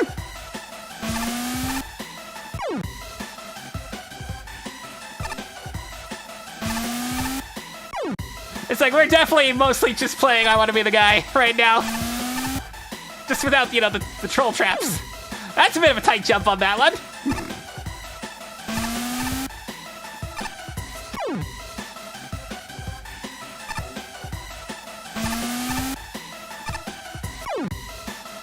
Yeah, respawn quick.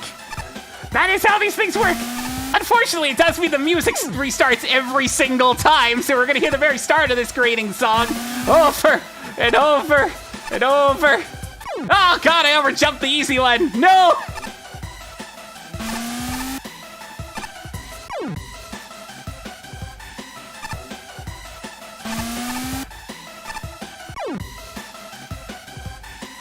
I've stubbed my toe down there so many times at this point.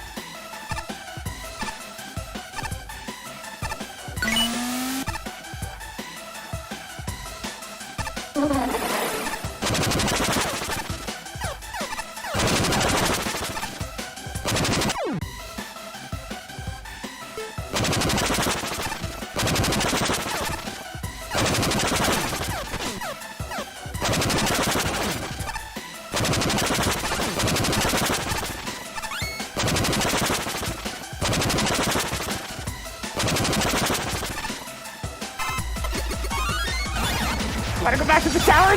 No!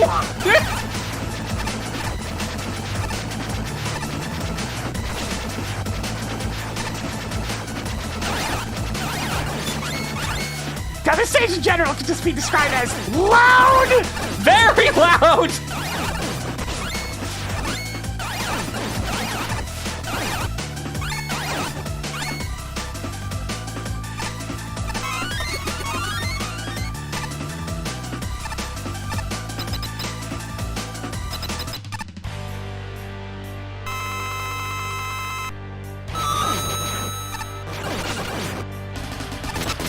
Oh, Jesus!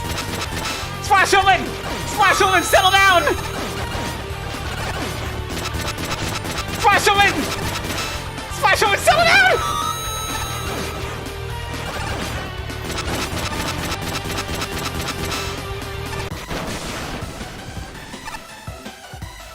This music code is bad. So bad that I got pissed at it and modified it for the final game. Yeah, I feel that in my soul, Pyro.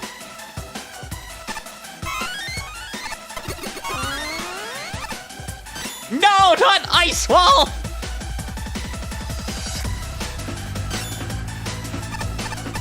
Yes, why someone keeps on getting demoted to being a mid-boss, and it feels weird.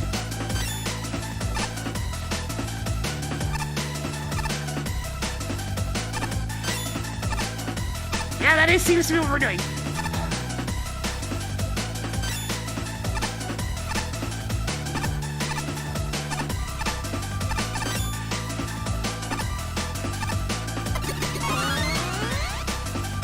Mew. Alright.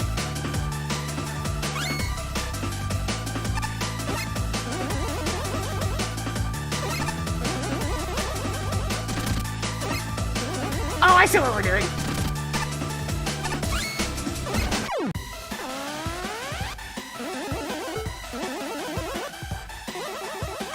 Alright, where am I gonna refresh my iframes?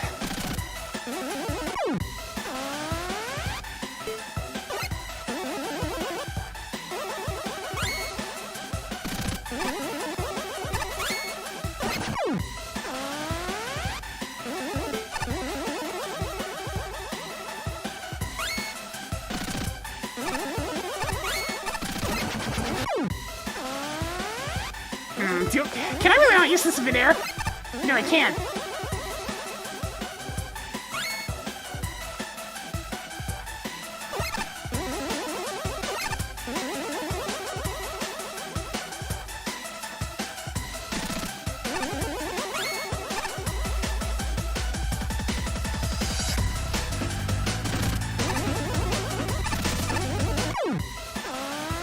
There's the view again! Alright, I get it.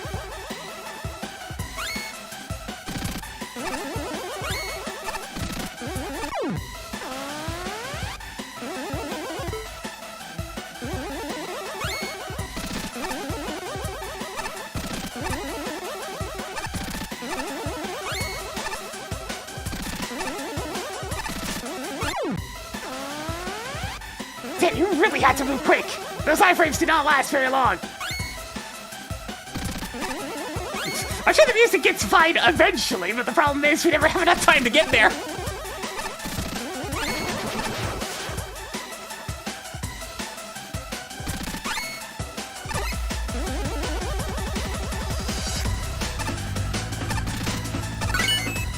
No, I used up my double jump early.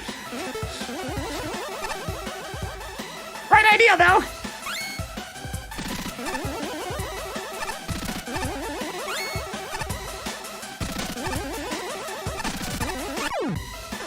You really can't land on those spikes at all, or your iframes run out. I've taken on challenges like this more than a few times. Oops. Oh, hey, it stays collected. Neat.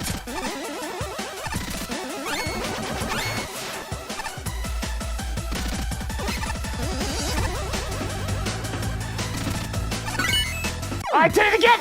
I keep on wanting to jump after the slide. It's a force of habit.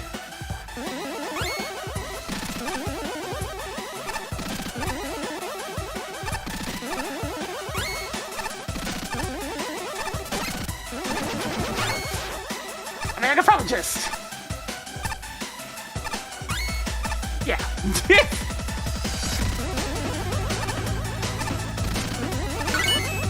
There, no problem.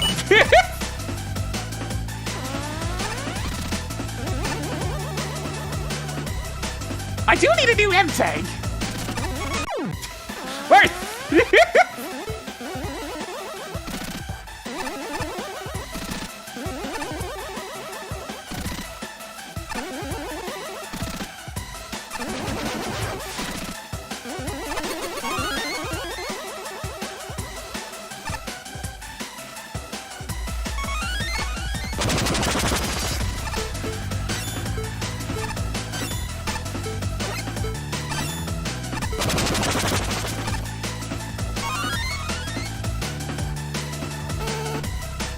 I see. Yeah, I get how that's... Wait, there's a checkpoint right there. That's generous, but all right.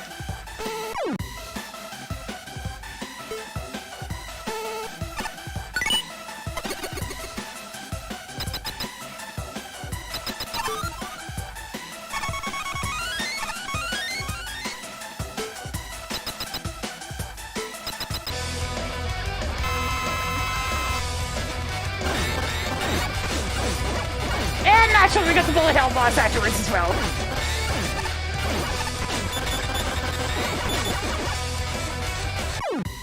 Good lord!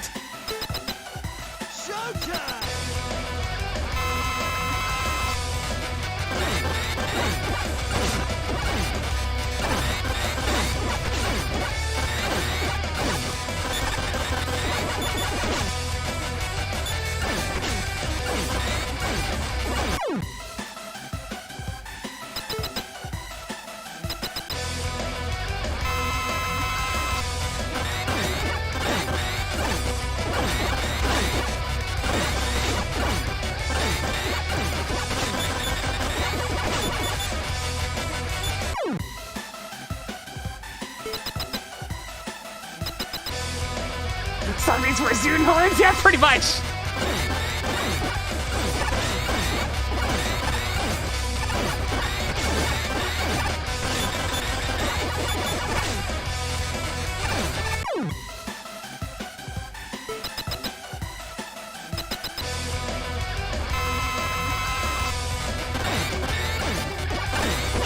Yeah, dodging's tricky because his shots are guided by where you are. So you'd have to set it up in such a way where you're actually in a position to dodge. As for that one, it's doable, I guess.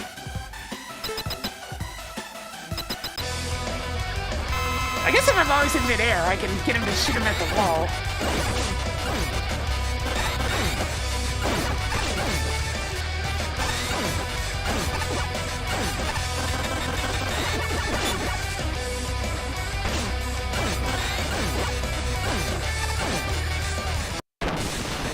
I just needed to calm down. He still had Metal Man's pattern of only shooting when I shoot. I was spamming too much.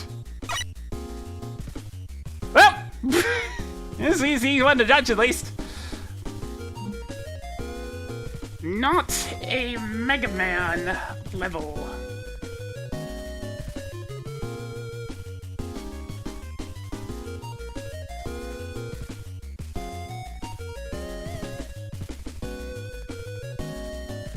If you are looking for the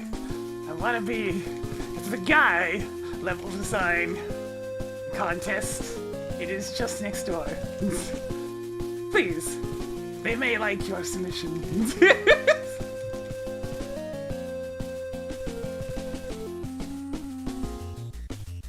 All right, let's see.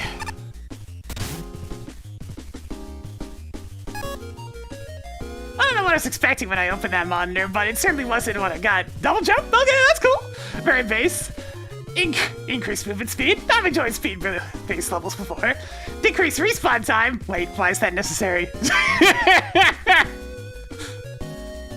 All enemies get a significant power and speed boost. Oh yeah, that didn't bode well at all. Nope.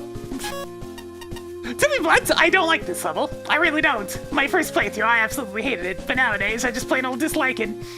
The boosted mobility is fun, and the increased respawn time is an appreciated level of consideration, but dear goodness, the level of spikes and heavy damage in this place, the end result is beyond the bounds of what most Mega Man games call acceptable difficulty. It's less of a good Mega Man level and more of a bad Kaizo level. The token rooms and the Metal Man fights are the best examples of that notion. The tokens were a very literal difficulty spike, and one slight twitch too far, and you can end up resetting. After 20-some-odd resets on the same room, I was just kind of done with it. As for Metal Man, I'm not convinced it's possible to beat him without taking damage. His bullet hell seems to lack some finesse. This is true. But why a bad Kaizo level specifically? Well, my understanding of Kaizo is that it's more than just annoyingly hard. It's clever and cheeky in how it makes you want to scream. This level is neither clever nor particularly cheeky. The puzzle designs are pretty basic, and sections dedicated purely to combat border on mindless boss fights being the exception. Combined with bland sky visuals and a song whose intro rapidly gets grating. Yes!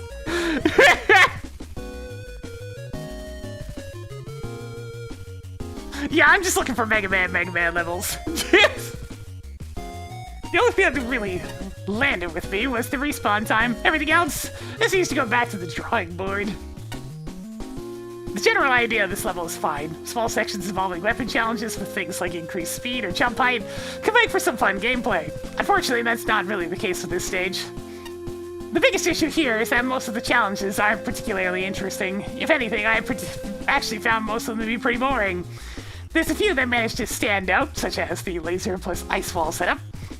Along with the break dash segments, even with the faster speed and double jump, though, most of these challenges just didn't stand out to me. Some of them, like the Thunder Beam and Water Shield sections, only focus on the bare minimum of what the weapons are capable of.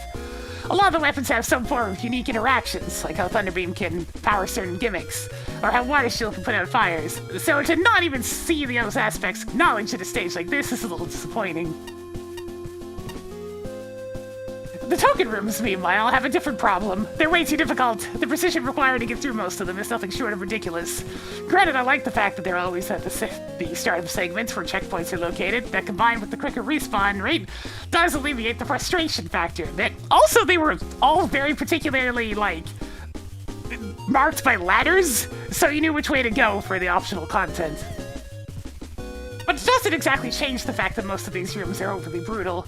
Hearing the first few seconds of the music over and over again each death didn't really help things either. It really doesn't. It doesn't help in games like I Want to Be the Guy either. Especially since you get the, loud game over music the second you touch the spike. You're just trying to get through one section and all you hear is da-da-da, ba-da-da-da-da, ba-da-da, ba-da-da-da-da. Lastly, there's the two modified dev kit bosses to contend with. Splash Woman is at least tolerable, despite her increased firing rate. Metal Man, however, is just inexcusable. The Toho-style bullet hell attacks wouldn't be so bad if not for his damage output, which is enough to kill you in roughly 4 or so hits. Oh, it's more like 5 or 6. It's a pretty frustrating climax to a stage with a nice concept, but a fumbled execution. The opening knows somebody on the run. Ah, yes! One who has suffered. Try to proceed at a moderately quicker state of maneuvering. Sure, Patchy. I think the creator took a peek at the escape sequence in MAGMML3, noticed the gimmick of making Wingman super stacked in mobility, and proceeded to create a stage here with a similar premise. But the catch here is that it requires severely precise platforming. It kind of doesn't really work in the context of a contest because the player isn't going to be used to the sudden increase in their movement after going through tons of other stages. There's no music here. It's only the first 10-second loop of it because you're going to keep getting insta-killed by everything and have the room reset constantly. I mean, points where they're due. It's merciful that the death animation is omitted completely, but I'd rather the platforming challenges were not made so incredibly strict that they lead to this many deaths to begin with. A lot of fun of going fast, it just whittles away really quickly when the stage is actively designed in ways to prevent it. Just to put it in a picture of how precise these jumps can be, there exist mini spikes, for crying out loud. The mini spikes are kind of ridiculous. And then comes Metal Man. Hey, let's also make his fight a bullet hell mess. Never mind the fact that the increased mobility makes a very huge detriment to slipping through tiny gaps between bullets. No, focus mode here to help you here. Hey, this is somebody who's definitely played some. Oh, and he has a desperation attack too, because of course, just see Tank through the fight. But yeah, probably. Listen to Patchy, just see Tank. I don't know why I've been stingy with them.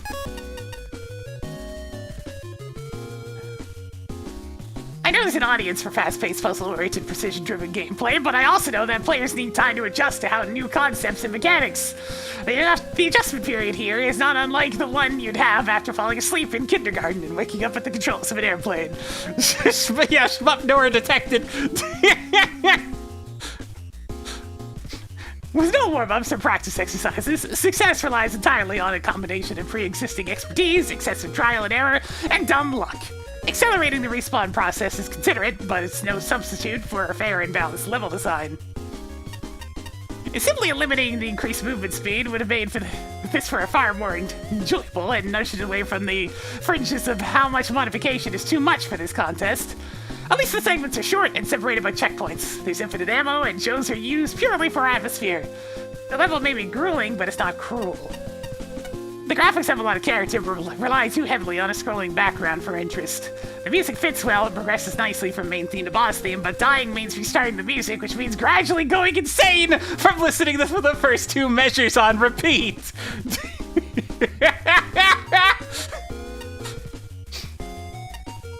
A misplaced gear is sudden access to the buster after respawning, and Water Shield's conspicuous inability to absorb boss projectiles sully the technical polish. I'm not a fan of the boss, but Break Dash mitigates the pain. I didn't use it. I could have, but I didn't. The worst parts of the Pixel Perfect never want to do this again. Spark Chaser and Water Shield tokens. Really? Really? Oh. The best parts are the ones that creatively explore what these special weapons can do. Ice Wall and Break Dash are the standouts, but there are clever moments with the Tornado Blow, Laser Trident, and Magnet Beam as well. This level tries to shout extreme, but it comes out as I have too many ideas, and not a lot of them work. Despite the nature of this stage, I don't dislike it. It has its moments and highlights. It doesn't really get into the realm of frustrating. It's almost entirely instant death, that's the idea. The time between dying and respawning is basically nullified. It goes a long way to making this stage playable, yes. It's the old Meat Boy effect. And I definitely sank some of those segments. The Ice Wall, Break Dash, and to a lesser extent the Tornado Blow segment are creative and feel very satisfying to beat. But this stage is quantity over quality, and so many of the areas come down to uncreative. Just kill these mini-bosses with a weapon, Lamau. The Magnetic Shockwave segment is about the worst for this. Be trying to shoehorn every weapon in, and you have a stage with serious nothing going on half the time. Magnetic Shockwave! My first time playing, back when judging first started, I found the tokens pretty frustrating. This is one of the last stages I ended up reviewing last, though, and I didn't get that same feeling. Not sure how to count this one. I guess I understood what these were going for pretty quickly this time. I did not like how the ability to double jump was introduced. It feels really lazy to just shove the explanation off at a sign, and heaven help if the player misses that. The boss fight against Metal Man was just bad. Oof, man. If there's an intended strategy for reliably dodging his shots, I just don't see it. Used weakness, down an E-tag, finish. If I had one absolutely worst aspect of this level, it's from an aesthetic standpoint. Yeah, it's rather ugly, and the weird resizing bugs me in a major way, but that's not what I'm talking about. Whilst you were good at minimizing downtime, you forgot an important detail. Oh my god, the music resets! I have no idea if the track is any good. Barely a few minutes in, I had to mute it. Good god, that was so obnoxious. In the end, the stage is basically trying to merge two MAGMML3 stages, Identity Crisis and Escape Sequence, and failing to live up to either.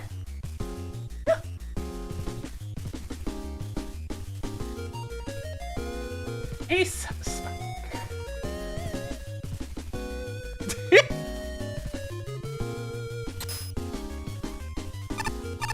Alright, I didn't exactly play a ton of levels today, I must admit. There might be one level that's mostly responsible for that, not naming names. I'm sure the judges are familiar with who I Want to Be the Guy. It's at this point, like, here's the thing. I Want to Be the Guy is like the tiniest percentile of that genre at this point. It inspired an entire genre of precision instant-death platformers. But, like, one could say the true origin of that is Super Meat Boy. Which also does something similar, so, you know. All things are relative.